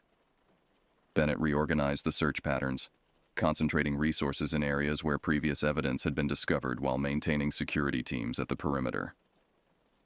My assignment placed me with Patrick, Kira, and 2 FBI tactical specialists in the Eastern Quadrant, where the severed foot had been found on the second day. We moved methodically through our sector, the cadaver dogs working ahead of our line to indicate potential discoveries. The forest felt weighted with moisture and shadow. Droplets collected on needles and leaves, falling in irregular patterns that mimicked footsteps among the underbrush. Visibility was reduced to roughly 50 yards in the mist, creating isolated pockets of searchable terrain beyond which details blurred into gray obscurity. 3 hours into the day's operation, one of the dogs alerted near a small seasonal stream, now swollen with recent rainfall. The handler confirmed a human remains scent, and our team converged on the location. The stream ran through a narrow gully, its banks steep but navigable. The dog's interest focused on the eastern bank, where a tangle of exposed roots created a natural hollow beneath an ancient cedar. The tactical specialists secured the area while Patrick and I carefully approached the site. The hollow was approximately 3 feet deep, dark, and partially filled with accumulated forest debris. Water from the stream had begun to seep into its lower section. I directed my flashlight into the recess, illuminating what at first appeared to be a bundle of sodden cloth. As my eyes adjusted, the true nature of the discovery became apparent. Terry's torso, from sternum to pelvis, without limbs or head, had been wedged into the hollow. Unlike the other remains we'd discovered, this portion showed signs of rudimentary concealment. Leaves, twigs, and moss had been piled around it, creating a crude attempt at disguise. "It's been placed deliberately," Patrick noted, his voice professional despite the grimness of the discovery. "Someone wanted this found eventually, but not immediately." I relayed the discovery to command while evidence technicians photographed and documented the scene. The forensic pathologist who examined the remains noted several anomalies that further complicated our understanding of what had happened to Terry. "The tissue separation shows the same tearing pattern as the other remains," she explained during the preliminary field assessment. "But there's something else here. Post-mortem interference that doesn't match animal activity or natural decomposition." "What kind of interference?" Bennett asked, having arrived shortly after our report. The pathologist pointed to several areas on the torso where the tissue appeared to have been manipulated. "It's as though something examined the internal structures, not feeding behavior, more like curiosity." The implication was disturbing on multiple levels. Whatever had killed Terry hadn't simply dismembered him for practical purposes, predation, concealment, trophy-taking, but had apparently studied his remains with some form of methodical interest. By mid-afternoon, the search had yielded several additional discoveries. Smaller tissue samples, a portion of jaw, 3 fingers found arranged in a straight line atop a moss-covered boulder. Each piece added to the inventory of Terry's remains without contributing to our understanding of what had happened to him. At 4:30 p.m., as daylight began to fade and the drizzle intensified into steady rain, Bennett made the decision to conclude the active search operation. "We've recovered approximately 60% of the remains," she announced during the final field briefing. "Continued search under deteriorating weather conditions poses increasing risk to personnel with diminishing probability of significant new discoveries." No one protested the decision.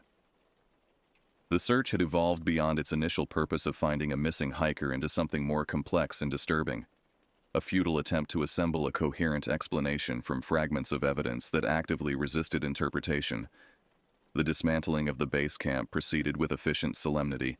Equipment was packed, evidence was secured for transport, and search teams prepared for the hike back to the trailhead.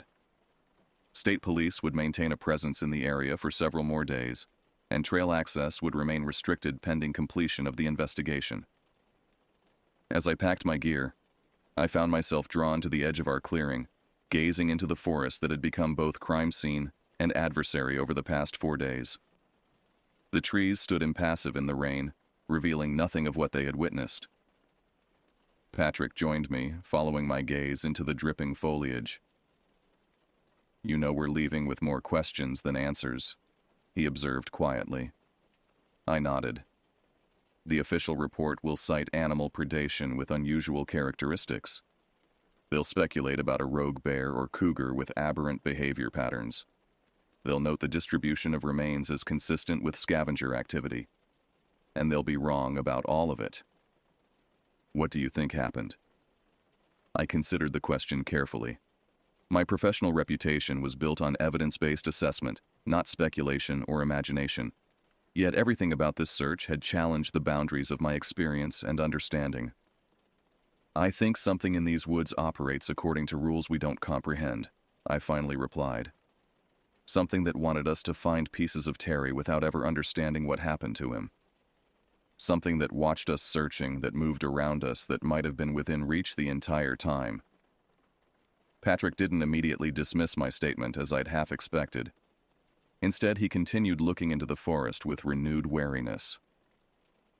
"Whatever it was," he said after a long moment, "I hope to God it stays here." The official investigation into Terry Fishgold's death continued for 11 months before being classified as an unsolved homicide with animal predation as a contributing factor. The forensic evidence, while extensive, yielded no conclusive identification of either human perpetrators or specific animal predators. The case file noted several anomalous characteristics that resisted conventional explanation, but these were ultimately attributed to the wilderness conditions, incomplete evidence recovery, and post-mortem scavenger activity. Terry's recovered remains were released to his wife for cremation in the spring of 1992. For those of us who had participated in the search, the official conclusions were an unsatisfying fiction, a convenient narrative that allowed the case to be filed away without acknowledging its fundamental strangeness. I remained with the Pacific Northwest Search and Rescue Unit for another 2 years after the Fishgold operation, but the experience had fundamentally altered my relationship with the wilderness I'd once considered a challenging but ultimately comprehensible environment. The after effects rippled through our team in various ways. Patrick transferred to an urban emergency response unit 6 months later, citing family reasons but privately acknowledging he no longer felt comfortable in deep forest operations. Kira continued with search and rescue but refused assignments in the Olympic National Forest, developing a specialized focus on coastal operations instead. William suffered a nervous breakdown during a routine training exercise when separated from his team for less than 30 minutes. He left search and rescue entirely, moving to Arizona where, he once told me, "The desert doesn't hide things the way forests do." Most disturbing was Hector's disappearance 3 years later during a solo hiking trip in the North Cascades. The search operation found his equipment scattered across 2 miles of wilderness in a pattern that triggered immediate, horrible recognition for those of us who had worked the Fishgold case. His remains were never recovered. I left search and rescue in 1993, accepting a position with the Forest Service that kept me primarily at a desk, rather than in the field. The decision wasn't conscious avoidance so much as a gradual recognition that my effectiveness had been compromised by what I'd experienced. Over the years, I researched similar cases across the Pacific Northwest and beyond, instances where experienced outdoors people vanished in wilderness areas, where remains were recovered in inexplicable distributions, where evidence contradicted natural explanations. I found more than I expected, often buried in local newspaper archives or mentioned as footnotes in broader studies of wilderness dangers. I kept the map from the Fishgold search, with its meticulous documentation of where each blood trace, each body part had been discovered. Sometimes late at night, I would spread it across my desk and study the pattern, or lack thereof, trying to discern some meaning in the seemingly random distribution. On the 10th anniversary of the search, I returned to the Quinault River trailhead. I hadn't planned to hike the trail again. I merely wanted to see the forest entrance in daylight, to reassure myself that it was just a place. Trees, underbrush, the natural processes of growth and decay. I sat in my car for nearly an hour, watching hikers enter and exit the trail with casual confidence. They saw beauty where I now perceived only concealment, vitality where I sensed patient observation. The forest remained as it had always been, yet my perception of it had been permanently altered. As I prepared to leave, an older man approached my vehicle, a Forest Service ranger I didn't recognize. He tapped on my window, and I lowered it with some reluctance. "Thought that might be you," he said. "You worked the Fishgold case back in '91. I nodded, surprised to be recognized. "I was with local law enforcement then," he continued. "Spent 3 weeks processing evidence after your team left. Never made sense of half of it." "The official report seemed to make sense of it," I replied, unable to keep a trace of bitterness from my voice. He snorted. "Official reports make sense of everything, don't they? Doesn't make them true." We were silent for a moment, two aging men who had glimpsed something neither could explain. "Had 3 hikers go missing last month," he said finally. 2 miles north of where you found that backpack. Search teams found clothing, equipment, some blood. No bodies yet." The information settled like a stone in my stomach. "Any unusual distributions?" "High up in trees, separated by miles, no animal tracks." He met my eyes directly. "Just like before." I nodded, understanding what he wasn't explicitly stating. The pattern was repeating. Whatever had taken Terry Fishgold was still active in the forest, still operating according to its incomprehensible rules. "What do you think it is?" he asked. His voice lowered, though no one was nearby to overhear. I considered my response carefully. In the decades since the search, I'd developed various theories, each more implausible than the last, none fully satisfying. Whatever stalked the Olympic wilderness defied categorization within my understanding of the natural world. "I think some places in this world have their own rules," I finally answered. "Rules we glimpse only when we've already violated them. I think Terry crossed some boundary without knowing it existed." The ranger nodded slowly. "Been doing this job 30 years. Used to think I understood these woods." "You still come to work," I observed. "Someone has to warn them," he replied simply, gesturing toward the trailhead where hikers continued to enter the forest with casual confidence. "Even if they don't listen, even if we don't have the words to explain what we're warning them about." I drove away that day with the realization that the Fishgold case would never truly be closed, not for those of us who had experienced it firsthand, and not for the forest that held its secrets. Whatever had happened in those woods in the summer of 1991 continued to happen, would perhaps always happen, beyond our capacity to prevent or fully comprehend. In my dreams, I still walk those search grids. I still find blood in impossible places, evidence that defies explanation, fragments that never assemble into a coherent whole. I still feel watched by something that moves through the trees according to rules I cannot fathom. And sometimes in those dreams, I look down to discover that I'm following a trail of my own blood, scattered behind me like breadcrumbs leading to a truth I both seek and dread. Some mysteries, I've learned, are not meant to be solved. They exist not to yield answers, but to remind us that our understanding of the world remains fundamentally incomplete. The forest keeps its secrets, and we who have glimpsed them carry our own silence in return. Terry Fishgold is gone. The thing that took him remains, and the trees stand witness to both, indifferent to our need for explanation or closure. The search continues, but only in memory now, and in the forest, where something still waits, patient and unknowable, for those who stray too far from the trail.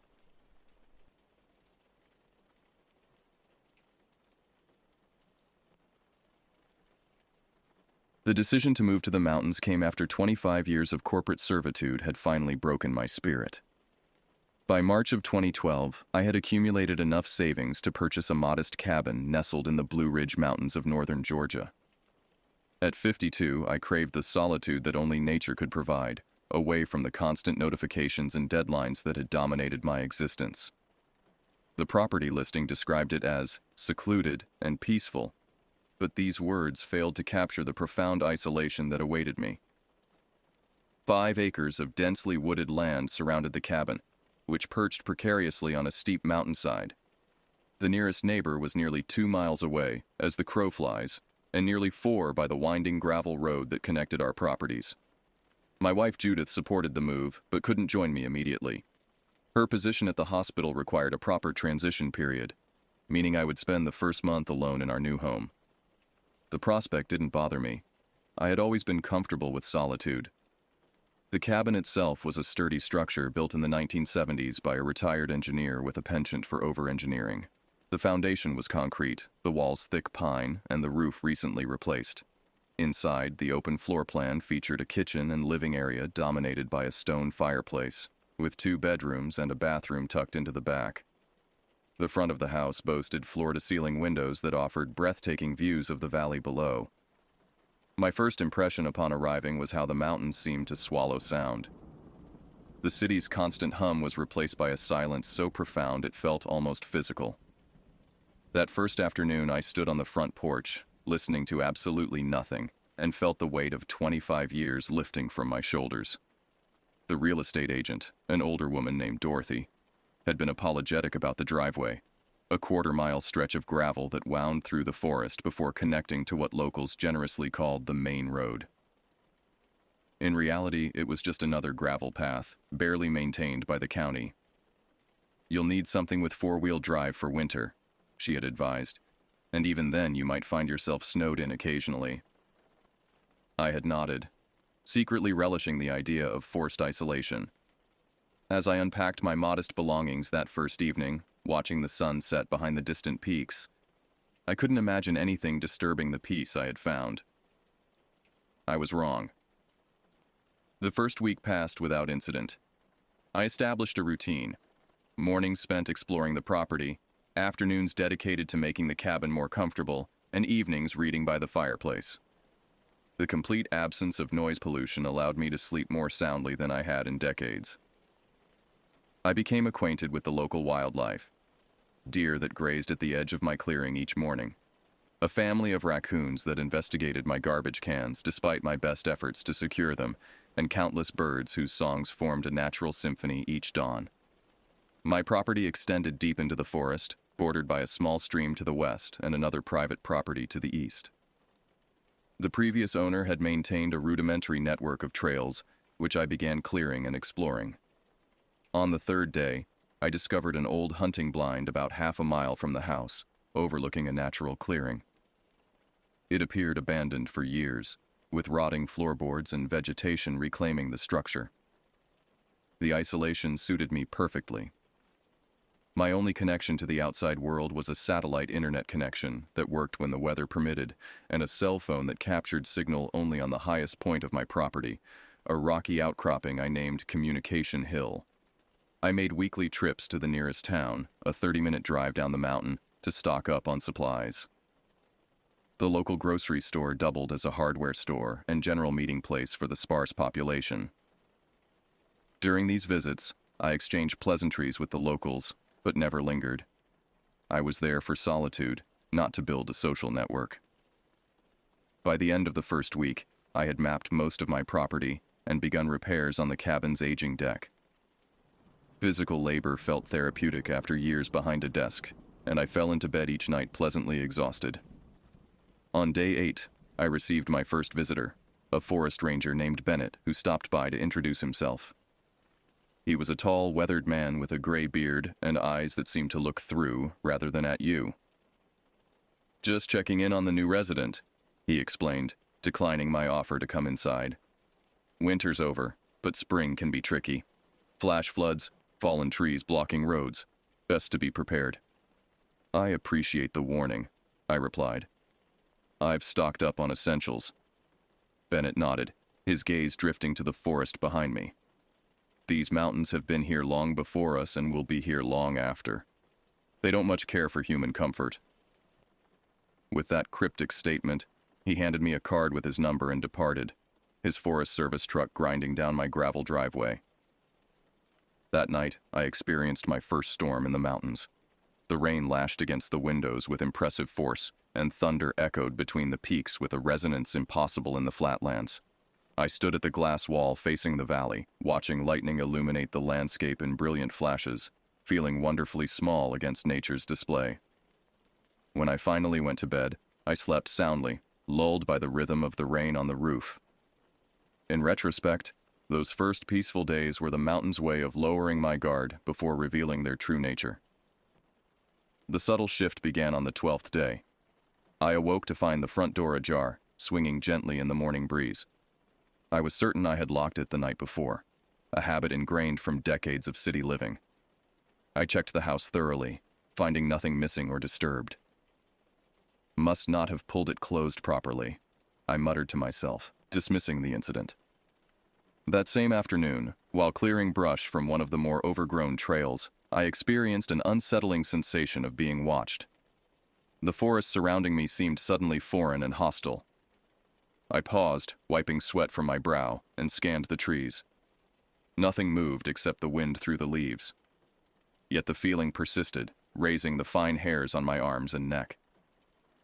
After 10 minutes of standing perfectly still, listening intently to the forest sounds, I packed up my tools and returned to the cabin earlier than planned. The following day, I discovered fresh footprints in the mud near my woodpile, too large to be my own. They appeared to approach from the forest, circle the stack of logs, and return the way they came. I followed them to the edge of the tree line, where they disappeared into the underbrush. My first instinct was to call the police, but I reconsidered. What would I report? That someone walked near my cabin? In rural Georgia, trespassing wasn't uncommon. Hunters tracking game, hikers who'd strayed from public lands. Nothing was stolen or damaged. Still, I began locking the doors even during the day. That night, I woke abruptly at 2:18 a.m., according to the glowing numbers of my bedside clock. The cabin was silent, yet I felt absolutely certain something had awakened me. I lay motionless, straining to hear anything unusual. After several minutes of nothing but the creaking of the cabin settling, I rose and checked each window and door. All were secure. Outside, the forest was a wall of darkness beyond the feeble reach of my porch light. As I stood at the front window, peering into the night, I noticed a strange configuration of shadows at the edge of the light's reach. Something seemed to move, a slight shift in the darkness that didn't match the wind's pattern through the trees. I flipped on the exterior floods, bathing the front yard in harsh light. Nothing was there. Yet as I turned the floods off and prepared to return to bed, I could have sworn I saw something retreat into the darkness, a shape moving with deliberate purpose rather than the random motion of shadows. Sleep evaded me for the remainder of the night. I sat in the living room with a cup of tea, watching the darkness through the windows until dawn gradually reclaimed the forest. The next morning, I discovered more footprints, this time on the front porch and around the perimeter of the cabin. They were the same size as before, but now they formed a complete circuit of my home, pausing at each window. The implications disturbed me deeply. Someone had been studying my home, looking in at me while I slept. I drove to town that day and purchased additional locks for the doors and windows, along with a shotgun from the local hunting supply store. The owner, a bald man with a friendly smile, didn't question my sudden interest in home security. "Living alone up in these mountains, I'd do the same," he said, showing me how to load and clean the weapon. "Probably just some curious animals, but better safe than sorry." I nodded, not mentioning the distinctly human footprints.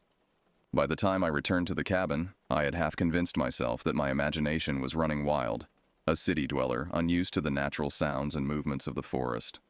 The mountains had a way of playing tricks on the mind. This comforting rationalization lasted exactly 3 days. On my 18th night at the cabin, Judith called to say her departure would be delayed another 2 weeks. I expressed my disappointment, but assured her I was doing fine on my own.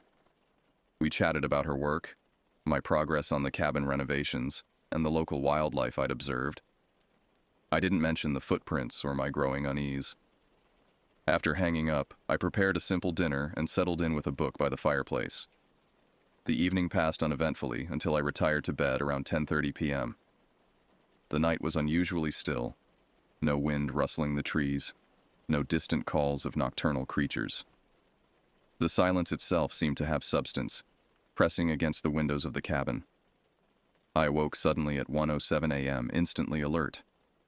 Something had disturbed my sleep, a sound out of place in the night's stillness. I lay motionless, ears straining. For several minutes, nothing broke the silence. Then it came, a knock at the front door. Not a tentative tap, but a firm, deliberate knock that resonated through the cabin. 3 distinct impacts, evenly spaced. The rational part of my mind immediately sought explanations. A ranger checking on me, a lost hiker seeking assistance, a neighbor with an emergency. But these rationales couldn't account for the complete absence of vehicle sounds. My driveway's gravel announced approaching cars long before they reached the cabin. I slid silently from bed and retrieved the shotgun from under it. The wood was cool against my palms as I loaded it with trembling hands. Moving to the bedroom doorway, I called out, "Who's there?" No response. The silence stretched for nearly a minute before the knocking resumed, louder, more insistent. The same pattern, 3 firm knocks. The front door featured a large glass panel that offered a view of the porch and yard beyond.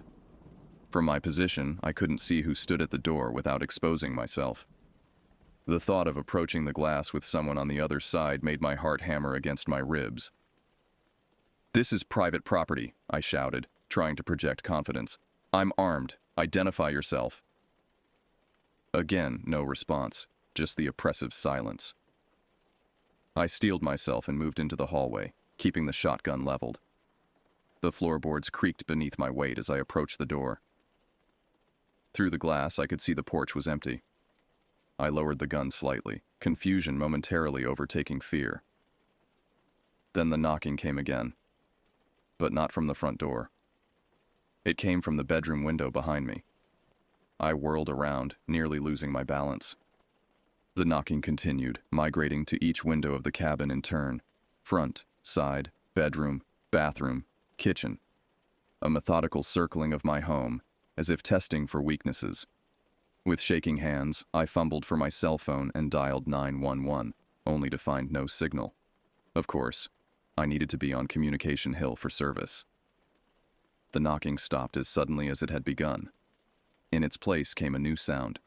The soft scrape of something moving along the outer walls, circling the cabin just as the knocking had done.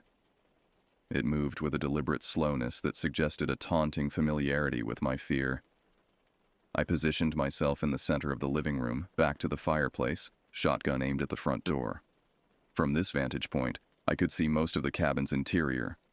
The scraping continued its circuit, pausing occasionally as if considering an entry point. For 3 hours, this psychological warfare continued. Sometimes knocking, sometimes scraping, sometimes complete silence that proved more terrifying than either. During one of the silent periods, I heard the distinct sound of footsteps on the cabin's roof. Measured, deliberate steps directly above my head. At 4:21 a.m., everything stopped. The pre-dawn stillness returned as if nothing had happened. I remained frozen in position, shotgun ready, until the first light of morning filtered through the windows. When I finally gathered the courage to look outside, I found the muddy ground around my cabin crisscrossed with footprints, the same large prints I'd seen earlier. They approached from the forest to the north, circled the entire structure multiple times, and then retreated in the same direction. I followed them to the tree line, shotgun clutched in white-knuckled hands, but lost the trail where the forest floor became a carpet of pine needles. The day after the visitation, I drove to town in a state of exhausted paranoia, constantly checking my rearview mirror. My first stop was the sheriff's office, a modest building adjacent to the town's single traffic light. Sheriff Donovan was a compact man with silver-streaked hair and a weathered face that suggested decades of outdoor work.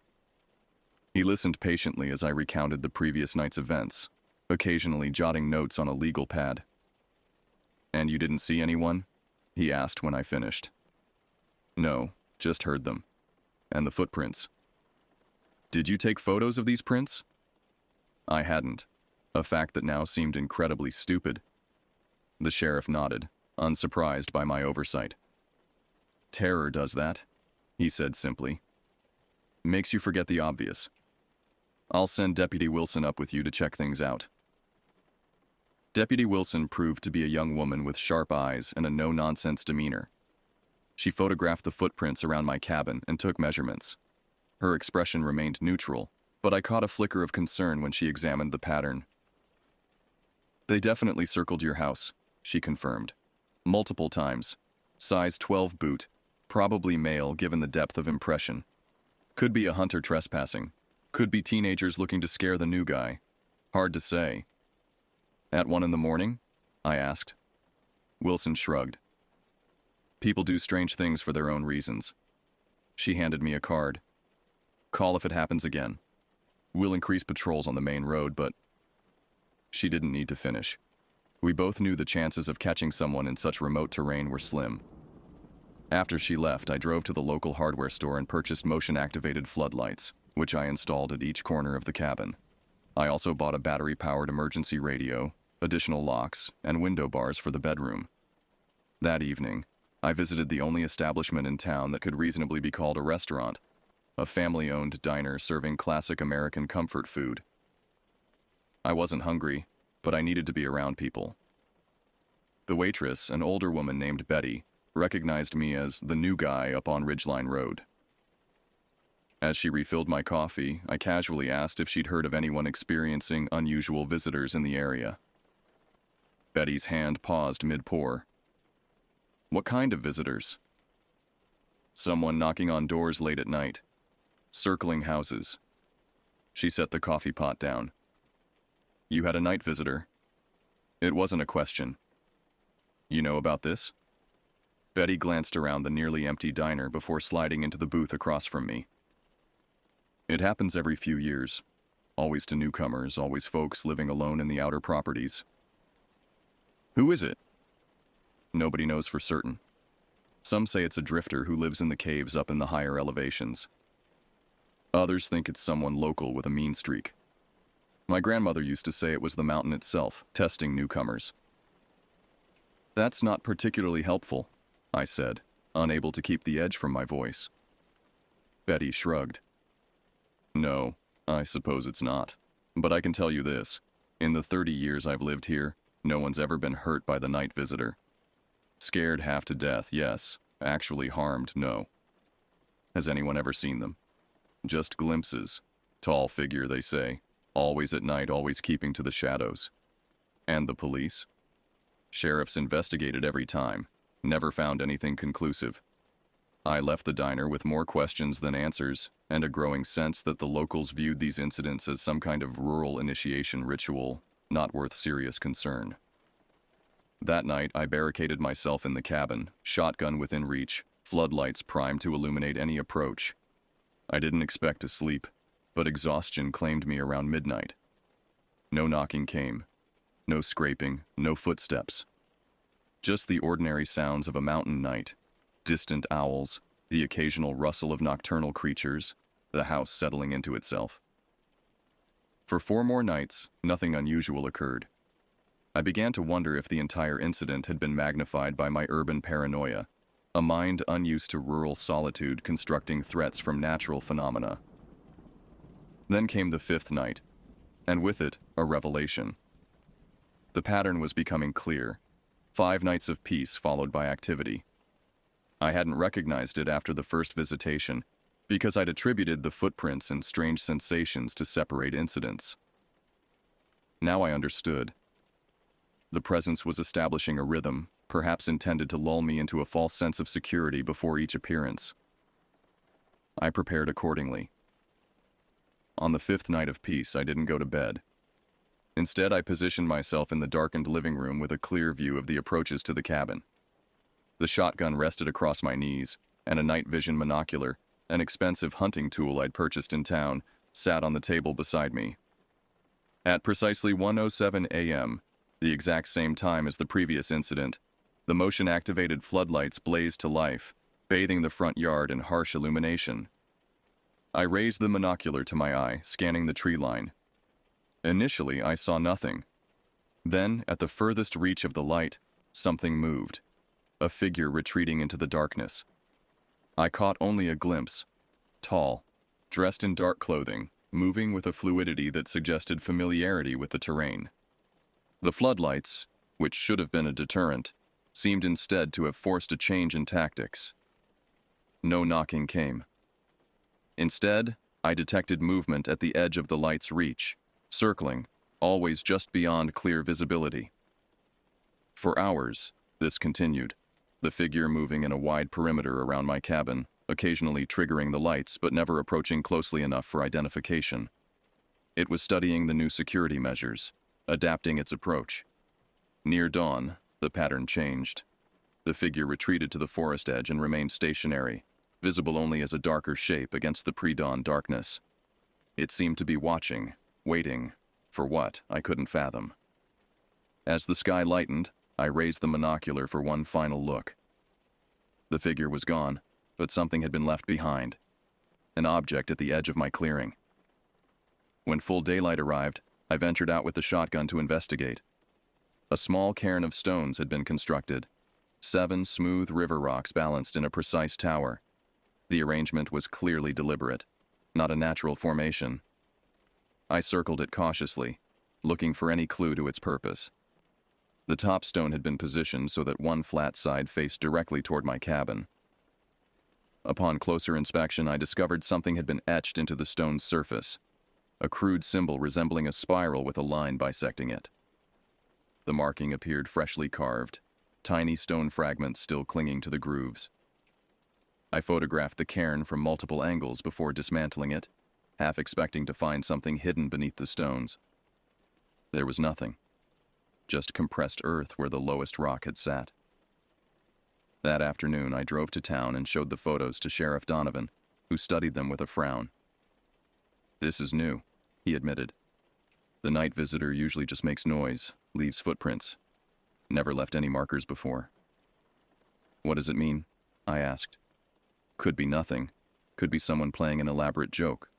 Or they're escalating, becoming bolder." He rubbed his jaw thoughtfully. "I'd offer to put a deputy on your property, but frankly, we don't have the manpower."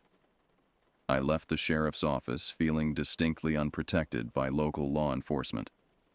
On impulse, I stopped at the town library, a small brick building with an antiquated computer system and a surprisingly well-maintained local history section.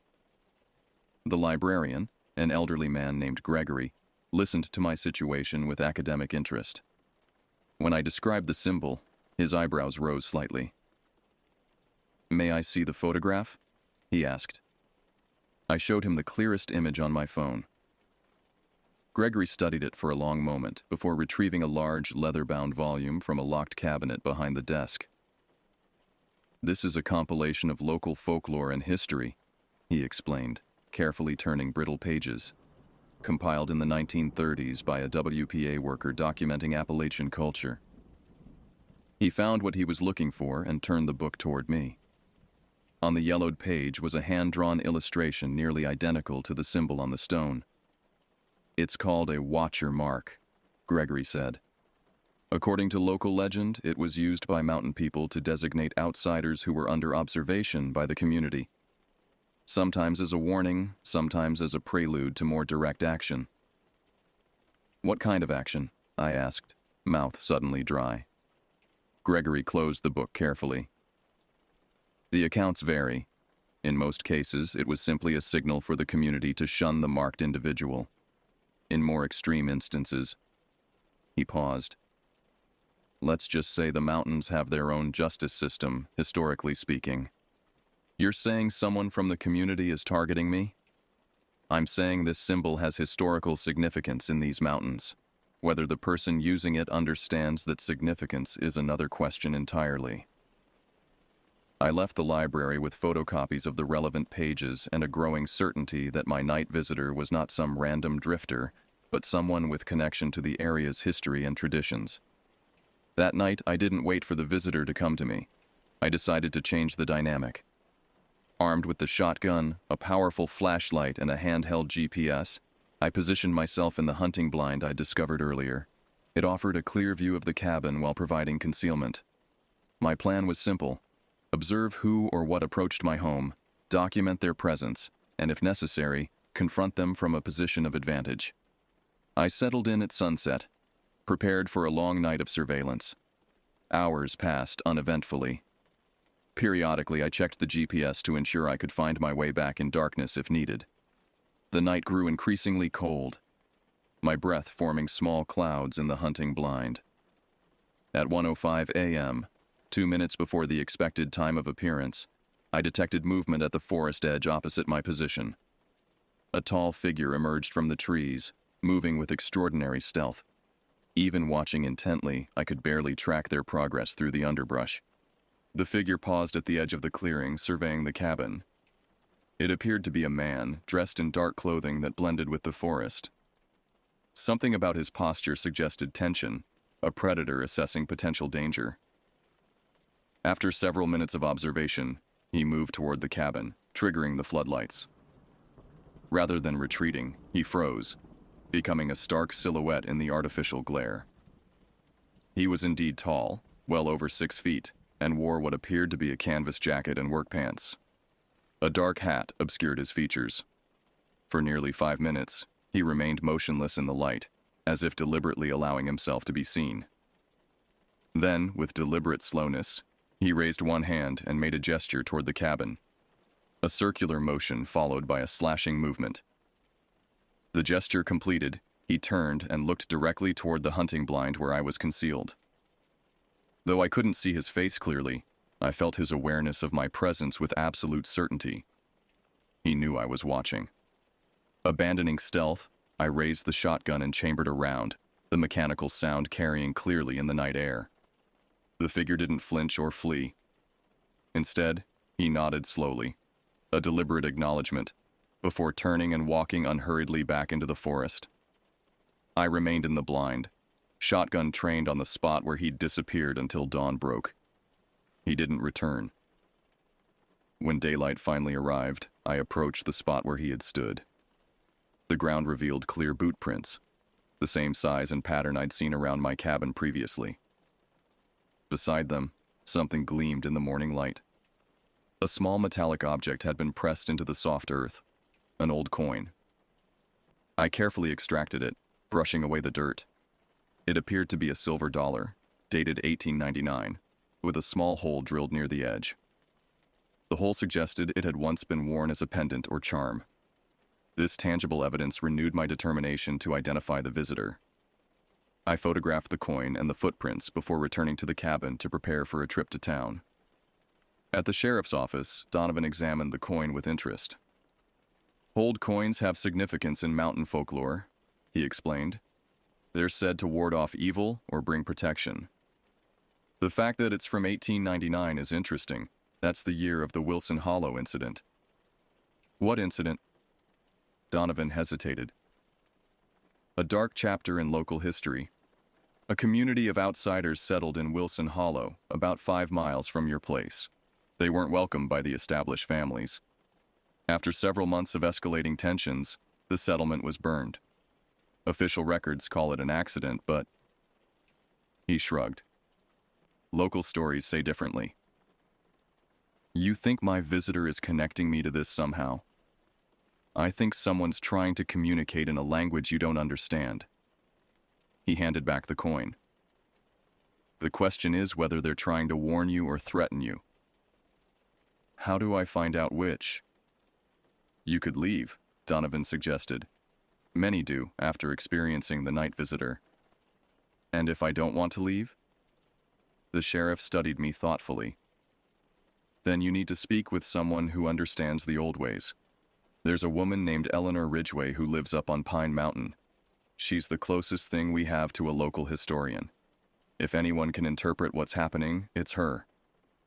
Finding Eleanor proved challenging. She lived without a phone at the end of a barely passable dirt track. When I finally located her home, a well-maintained cabin nearly a century old, I was greeted by a spry woman in her 70s with alert eyes and a directness that bypassed all social niceties.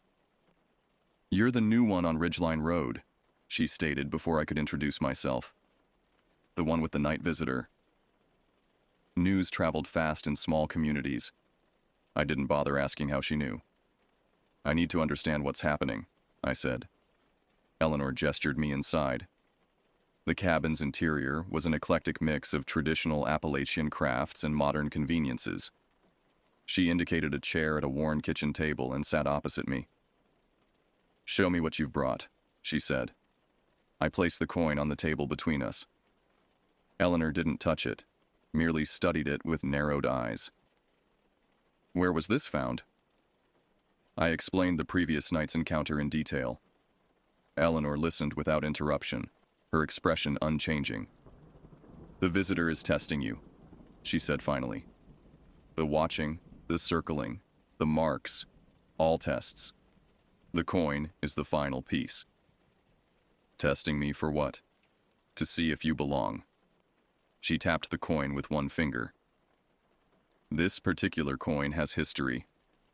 It belonged to a man named Joseph Keegan, the last outsider to successfully integrate into the mountain community after being tested. That was in 1947. "How do you know that?" "Because Joseph was my father." She picked up the coin, turning it over in her fingers. "After his death, this coin disappeared from our family collection. I always wondered where it went." "So the person testing me stole this coin? Or inherited it from whoever did?" She handed the coin back to me. "The fact that it was given to you is significant. It means you're being offered a choice." "What choice?" "Stay and become part of the mountain, or leave and remain a stranger. The old families have their ways of protecting what they consider theirs. The night visitor is their messenger." "Who is he?" I pressed. Eleanor smiled thinly. "That's not my information to share. But I can tell you this, he'll come one more time. When he does, your response will determine whether you find peace here or not." I returned to the cabin with Eleanor's words echoing in my mind. The coin felt heavy in my pocket, a tangible connection to a tradition I was only beginning to comprehend. According to Eleanor, the third visit would come exactly 5 nights after the second, maintaining the established pattern. I spent those days in preparation, not for confrontation, but for communication. I needed to demonstrate my respect for the land and its traditions without surrendering my right to be there. Eleanor had given me specific instructions for what mountain people called making peace with the watching. On the 5th night, I didn't hide or arm myself. Instead, I set 2 chairs on the front porch facing each other. Between them, I placed a small table with 2 glasses and a bottle of locally distilled whiskey, a specific brand Eleanor had recommended, produced by one of the old families. As 1 a.m. approached, I took my seat and waited, the coin placed deliberately on the table beside the whiskey. The night was clear, a 3/4 moon providing enough illumination to see the edge of the forest without artificial light. I had disabled the motion sensors. At precisely 1:07 a.m., the figure emerged from the trees. He paused at the forest edge, observing the setup on the porch. For several long minutes, neither of us moved, a tableau of tension and possibility. Finally, he approached, moving with the same fluid grace I'd observed before. As he drew closer, details emerged. A weathered face with a gray beard, deep-set eyes under the brim of a worn hat, hands that showed decades of manual labor. He stopped at the foot of the porch steps, studying me without expression. "I've spoken with Eleanor Ridgway," I said, breaking the silence. "I understand this is a test." The man nodded almost imperceptibly. "I respect the traditions of this place," I continued, "and I wish to live here in peace, not as an intruder, but as a caretaker." I gestured to the empty chair across from me. For a moment, I thought he would turn and disappear back into the forest. Instead, he slowly ascended the steps and stood beside the offered seat. "Joseph Keegan's coin," he said, his voice rough from disuse or age. "Eleanor told you its meaning?" That it represents a choice, belonging or remaining separate. He nodded and finally sat. I poured 2 fingers of whiskey into each glass and slid one toward him. He made no move to take it. This land has memory, he said. It remembers those who treated it well and those who didn't. The people are the same. I intend to treat both with respect. Intentions are easy. Living them is harder. He finally picked up the glass, studying the amber liquid. Why here? Why these mountains? It was the question I'd expected, the one Eleanor had warned would come. My answer would determine everything. Because I don't want to change this place, I said carefully. I want it to change me. He considered this, then raised his glass slightly. To honest words. We drank. The whiskey burned pleasantly, warming my chest. You have questions, he stated. Many. But I'll start with the most pressing. Will you continue to visit in the night? A ghost of a smile crossed his weathered face. Not in the same way. My watching is done. And the result? You'll stay. Whether you belong, that takes time to prove. He reached into his jacket and withdrew a small wooden object, which he placed on the table. It was a carving of a bear, expertly crafted from a single piece of wood, its surface polished by handling. My father made this, and his father before him. It's a token of the mountains. Keep it visible in your home. Those who understand will recognize it. I picked up the carving, feeling its surprising weight. Thank you. Don't thank me yet. Accepting the watching is just the beginning. These mountains demand much from those who choose them. We finished our drinks in silence. When his glass was empty, he stood and extended his hand. I rose and shook it, feeling calluses that spoke of decades of hard labor. My name is Samuel, he said. Most folks call me Ridge Sam. If you need guidance, ask for me in town. I've been there several times. No one mentioned you. They wouldn't until now. He released my hand. The old ways aren't dead, just quiet. Now you've been seen. Now you can see too. With that cryptic statement, he descended the steps and walked away, not toward the forest, but down my driveway. Minutes later, I heard the distant sound of an engine starting. The first confirmation that my visitor used mechanical transportation. The night visitor never returned to my cabin. Instead, I began to notice subtle changes in how I was treated in town. Shopkeepers who had been politely distant became conversational. I received invitations to community events that hadn't been mentioned before. Dorothy, the real estate agent, stopped by with a homemade pie and admitted she'd been worried about my adjustment period. 2 weeks later, Judith finally joined me at the cabin. By then, I had integrated into the community enough to understand that our acceptance wasn't guaranteed by my interaction with Ridge Sam. It was merely the beginning of a longer process. The mountains had their own rhythm, their own rules. Those who respected them found peace. Those who didn't eventually left. The night visitor was simply the first guardian of a tradition older than any living memory, ensuring that newcomers understood the choice before them. On our first evening together in our new home, I showed Judith the bear carving, now prominently displayed on our mantel. I told her a modified version of events, enough to explain its significance without alarming her. The locals have their traditions, I concluded. This is a sign that we're welcome. She examined the carving with artist's eyes, appreciating its craftsmanship. It's beautiful. Did you meet the carver? I thought of Ridge Sam, of our midnight conversation, of the ancient coin and its meaning. Yes, I replied. I believe we understand each other now. That night I slept soundly for the first time since moving to the mountains. The forest had tested me, and I had passed the first trial. What future tests awaited remained to be seen, but I faced them without fear. The mountains had shared their first secret with me. In time, perhaps they would share more.